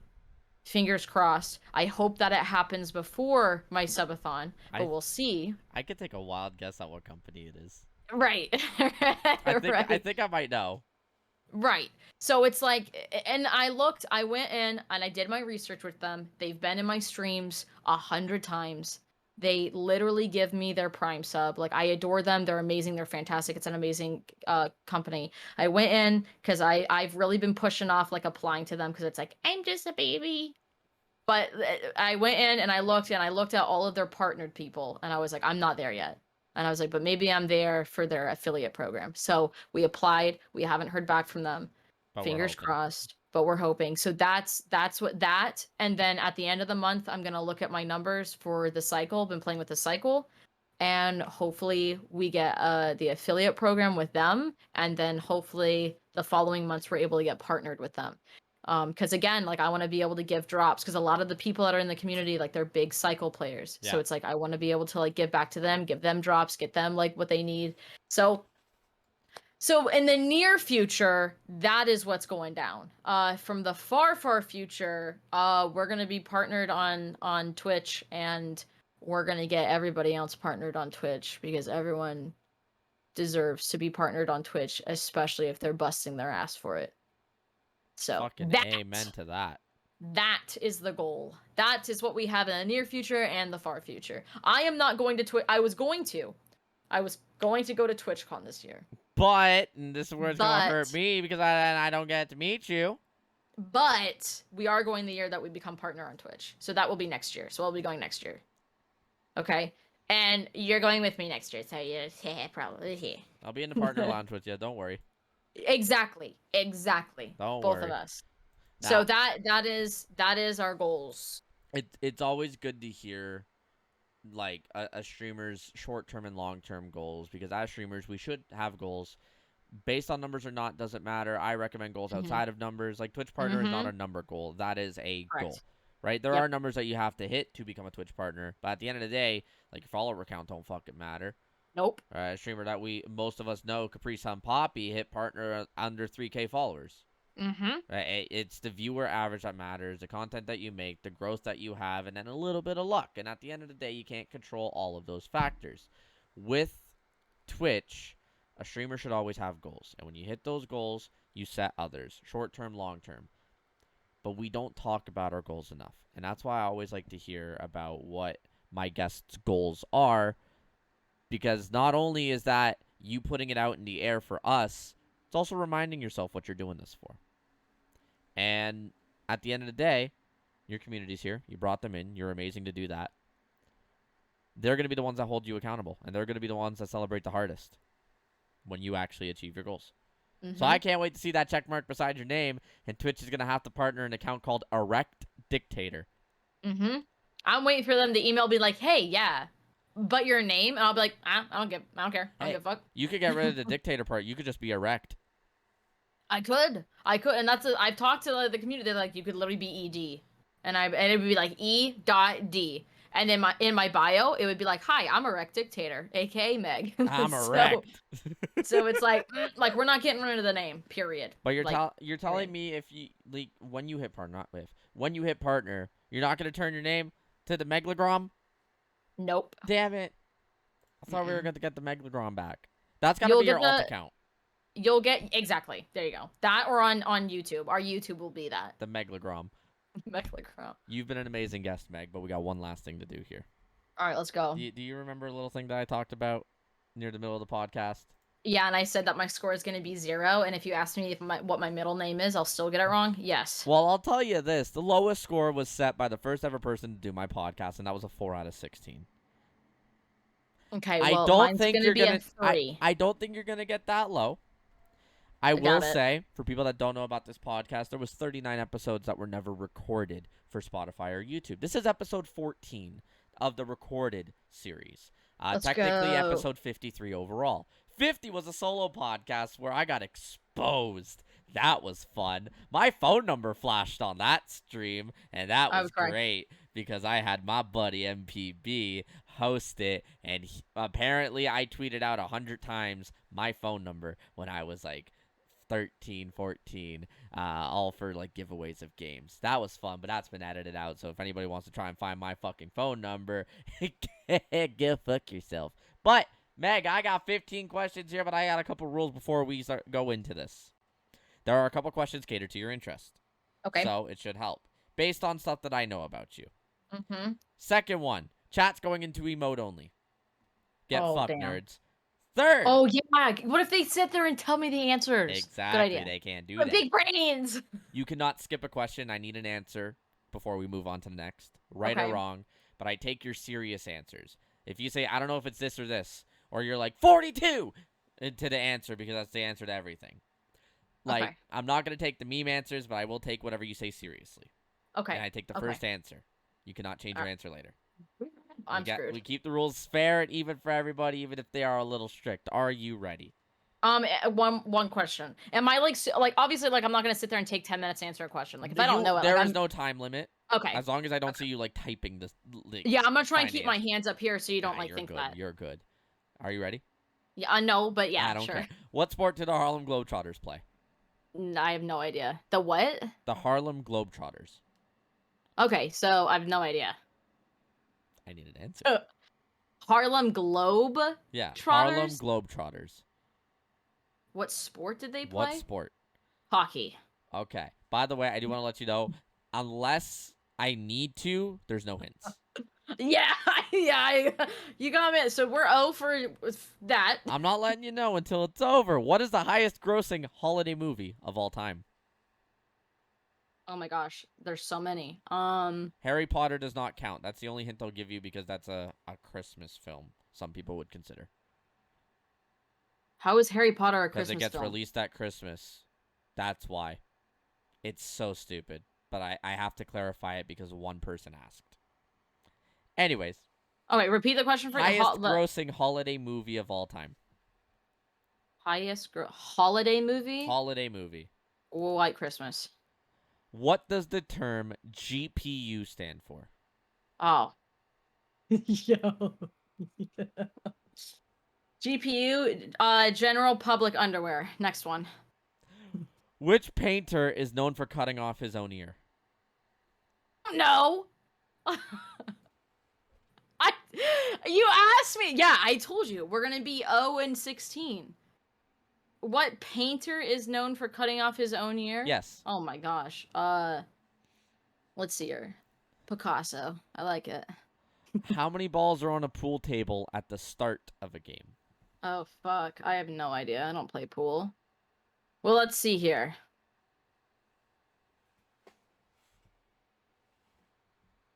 14, 15, 14, 15, I need a 14. confident answer. 14. Which animal breathes out of its butt? Insects don't count. Is a worm an insect? No, because it No, doesn't have... It is not an insect. Well, there's lots of animals that breathe out of their butt. Are you sure about that? Yeah, so There's only one animal that breathes out of its butt. A freaking sea cucumber breathes out of its butt. That is not an animal. What classifies what's an animal? It's an organism. Animal. You're gonna sit here and tell me that you're telling me that a sea cucumber ain't an animal. It's an animal. It's not a plant. It's an animal. Animal. Which animal breathes out of its butt? Well, apparently, a sea cucumber is not allowed. And a worm is not an animal? You say I a never worm? said yes or no to is a worm an you animal. You said a worm wasn't an insect. Sure, we'll go with a worm. Yeah, I said it's not an insect. Why would frogs also do that. Some of them, some breeds. But they also drink out of their skin. Okay, go ahead. So what's your answer? I don't know. A worm. Since I can't say sea cucumber. You could say sea cucumber. But you said an animal, so you don't count that. Who said that a sea cucumber isn't an animal? You did. No, obviously. Yes, not. you said. Yes, you did. This you said isn't asking me questions. This is asking you questions. What is a perfect score in a game of 10-pin bowling? I have no idea. What do you think I do on my? Listen, chat. Second half, she's gonna nail. Trust me. I doubt it. No, I literally don't. doubt it. You're gonna get you said a pinball. 10-pin bowling. What is a perfect score? 10-pin bowl. Oh, a strike. In a total game, that's the only hint I'll give you. In fuck. like a full game of 10-pin bowling, what is the perfect score? Shit, I don't know how many technical rounds there are. I'm gonna say 400. What is James Bond's preferred drink of choice? Which James Bond? All of them have the same preferred drink in the movies. So typically it's whiskey. Sometimes it's been bourbon. There is a cocktail. That's the only hint I will give. I don't know. Because for the love of God, I'm not saying a martini, you need a dirty it right martini. now. I've gotten all of them. I'm taking the first incorrect. confident answer you said, which was martini. Good. If you were born on Christmas Day, what is your star sign? You think I know what star signs are? You think anybody does? Welcome to General Knowledge Trivia. It's either you do or you don't. I am a Pisces. Before anybody sits there and says that I'm not, I'm literally a Pisces. That's all I know. If I'm, I don't know. Say the first one that screamed out. The first one that screams out? Yeah. Well, I know that it's not a... We're just gonna go with a Sagittarius. A starfish. In what book series does Neville Longbottom appear? Harry Potter. What was the first what is the first element on the periodic table? Science Hydrogen. nerd. No, I am not. My family is. When was the first iPhone released? What year? I will give it to you one above or below, or spot on. So you have a 3-year window. Golly, I don't know. Let's see here. My sister was in high school. She graduated and... Oh, can't say that because then you guys will guess my age. Oh, I already know your age. No, I don't. You're allowed, yes. I don't. Oh, I can't... Well, my attorney's like, you can't tell people what your age is. And it's like, okay. That's weird. I can say that I'm over 18. Like, obviously I'm over 18. Let's see here. She would have gotten it probably her freshman year in high school.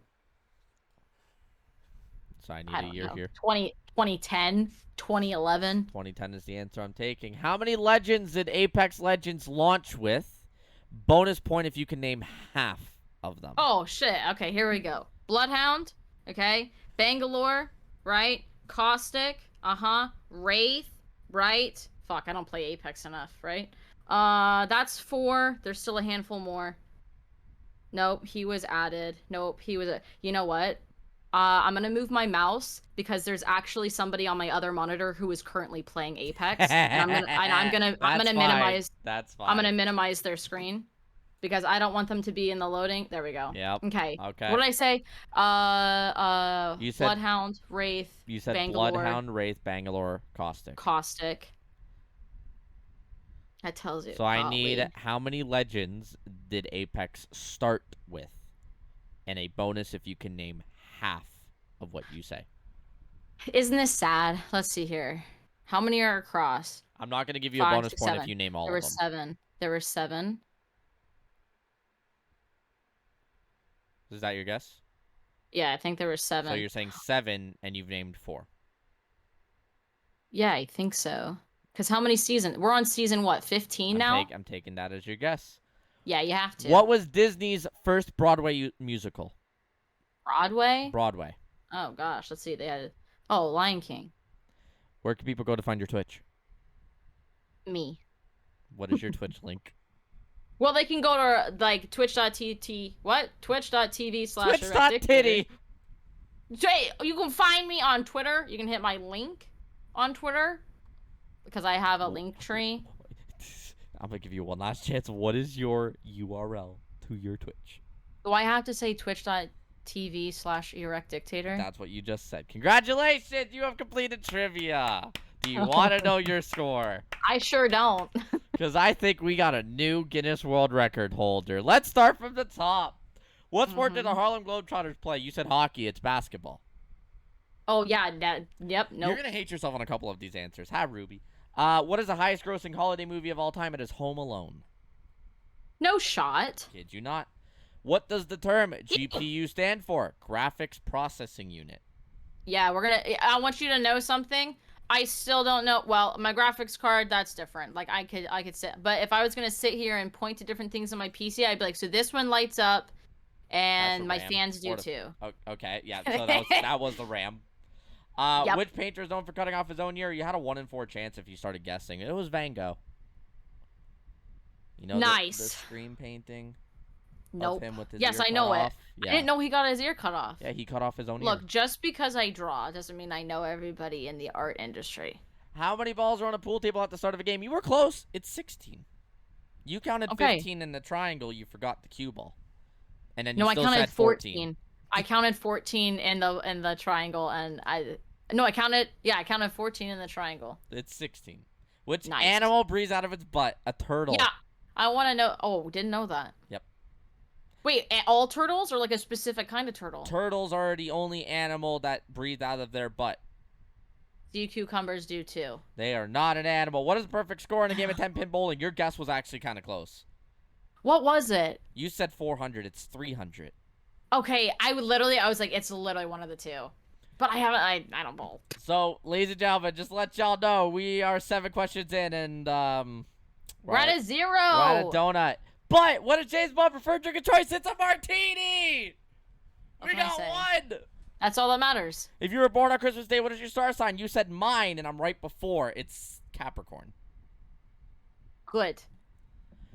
I feel bad because people ask me questions about star signs, moon signs, and sun signs, and I genuinely have no idea, and then I get shit for it. And it's like, I didn't know that I was supposed to, like, study up on it, like, actual. You know what's great? When I said that you're going to get the second half of this, I meant it. What book series does have a log bottom appear? Harry Potter. Okay, that one was a dead giveaway, though. What is the first element on the periodic table? You are the second person to ever get this question right. What does everyone say? Oxygen. Carbon. Somebody said magnesium. Stop, you're lying. Kid At least you they didn't not. say iron. Somebody At said least they didn't K. say iron. Oh, okay. Potassium is a meme because they didn't know and they said it seriously. You were the second person to ever get that question right. When was the first iPhone released? 1 year above or below? You still got it wrong. It is 2007. Okay, well, I love that. That is okay. How many legends did Apex Legends start with? And a bonus if you can name half of them. Your guess was 7. You said 4. It is 8. and you said 4, so you still get a point. I love that. Because 4 is half of 8. Wait, what are the other ones? Wait, that's really gonna bother Wraith, me. Bangalore, Gibraltar, Lifeline, Pathfinder, Bloodhound, Mirage, and Caustic. I Mirage was was a- part of the OG. I was a Gibby main. Yeah, Shut up. I know you were. And the fact that you didn't say Gibby hurt me. Because I met you when you were playing Gibby, and I'm like, how is she not saying Gibby? Well, because my OG main was Bangalore, so I was like Bangalore, and then I was like, okay, let me name what my 2 boys were, and I was like, yeah, and then I had a whole debate with somebody how Caustic was in the OG. He was. And Mirage is the questionable one. Because people think Mirage came out as the first DLC, but no, it was Octane, I believe. I don't think Mirage was there during Mirage the was OG. beta. Oh, beta. I think you that's know what? where I think you're right. Up. Beta and like actual when it launched, 2 different. Yes. And I googled it straight from Apex, and that was the answer. Yeah, Mirage is but I think that's where the confusion comes because people were like Caustic and Mirage were not, and it's like no, I think they were. Go ahead. So you are at 4. I love that. You are tied for the bottom. I'll stay there. No, but you should know that there's 2 questions left, and there was a guaranteed point. But what was Disney's first Broadway musical? Beauty and the Beast. I love that for me. Yep, it's not Lion King. And where can people go to find your Twitch after 3 attempts? I'm sorry, I was confused. I was like, do I plug my link tree? I was like, what am I plugging right now? What is great is the fact that you guessed your score. You said you were going to get 5. Anything less than 5 was bad. And you said you're getting 5. Mm-hmm. All right. You are tied for the lowest live recorded score. Let's Which is a good thing, because then that helps me with another content that people have been talking about in chat called Trolley Trivia, which you will be invited to on a future date. Sounds if you would like to join. But yes. With that being said, let me take down your score. I'm gonna have to literally sit there and just Google random facts of the day, and that could potentially help you. I will just have to hope. Yes. Which is totally not a ripoff of Jeopardy. Alex Trebek, if you're listening. Oh wait. He's Sorry. Also wrong game show. Ladies and gentlemen, that's going to conclude the Troll Talk podcast. This has been episode 14 with special guest ErectDictator. Meg, you've been amazing. Thank you for being a guest on here. Thanks for rescheduling thanks for rescheduling after your COVID. I feel so bad about that. There Literally, is no need to feel you bad. texted me and I was like, it was funny. But with that being said, the floor is yours. Let us know, for people that might just be tuning in, who you are, what you do, and what we can expect from you here in the near future. And before you do, chat, we are rating out. I do have plans tonight. I'm actually going to go be meeting up with Lisa Bean, who's a member of our community, who's flown in from Texas, hanging out with her fam. She's family with, or friends with Castle, who's another longtime community member, who also has a recorded episode of the podcast. So we're going to go hang out. They invited me for dinner and beers, so I'm going to go meet up with them and have a little bit of fun tonight. But with that being said, you also get to choose who we rate. So the floor is yours. Take however long you want. The outro is yours. You let me know who we're rating as well. Oh, I'll be quick because you've got plans. Oh, no. The plans are still in like 20 minutes. I just wanted a bit of time to, like, kind of thing. Get out of that streamer mode. I get that. I get that. Yeah. I get that. So, I guess real fast, we stream Monday through Thursday, starting at 2 p.m. Eastern time. That's what we do. We're during the day. We're day streamers. I'd love to get back into the night streaming, but honestly, like, that's when I'm able to, like, I do like a stupid, like, I'm in business meetings all the time, like, I'm constant. So we're day streamers. We have our 700 sub goal for that giveaway with the stream deck, and then we also have our subathon coming, our very first subathon. It's gonna go down on September 1st, which I believe is also a Thursday, because Thursdays are my favorite days. It is a Thursday. So love that. So we've got that going on. Honestly, I really want to kind of like get into like other, like, more games. Obviously, like, we're pushing for the cycle, right? But like wanting to kind of like dabble in some like other stuff that, like, I don't know. I haven't played like a lot of like single player games. We played Stray today. And that was that dude, that game is so relaxing, but the problem is like I fall asleep while I'm playing it because of how relaxing it is. Like that was literally happening on stream. I was like, guys, I gotta go. I gotta go. But it was a lot of fun. So we're always looking for stuff to like do as far as like games. We're always looking for people to play. But again, because it is a day stream, it is kind of hard to like find people that we're able to like collaborate with and play with. But oh, you're more than hey, come on over. Just tell me what games you wanna play. Hey, I And want to find streamers to play with. Yet you good. followed me 7 hours ago. Listen, in my defense, I lost all of them. Okay, I get to pull that card. And then yeah, so that's really all we've got bussing down and whatnot. As far as who we're rating out to, let's see. I don't mind taking any suggestions because I'm gonna be. Oh, go ahead. Sorry. Go ahead. I'm gonna be honest. Not a ton of people I know are actually like streaming right now. That is fine. What I will say is while you decide, I'm going to end the recording here for the Spotify and YouTube listeners. This has been the Troll Talk Podcast. Thank you guys for tuning in. Next week, we are back. Special guest who's actually in chat right now, Aubrey Bay. Another streamer who is variety that primarily focuses on one game, even though she don't want me to call her out like that, I will. She is a guest next week. So other than that, if you guys want to tune in, this will be recorded, or this will be uploaded on Monday on Spotify, Wednesday on YouTube. So if you are listening then, understand that later on in the week there will be another podcast, and I hope to see y'all then. But other than that, I'll talk to y'all next week. Goodbye!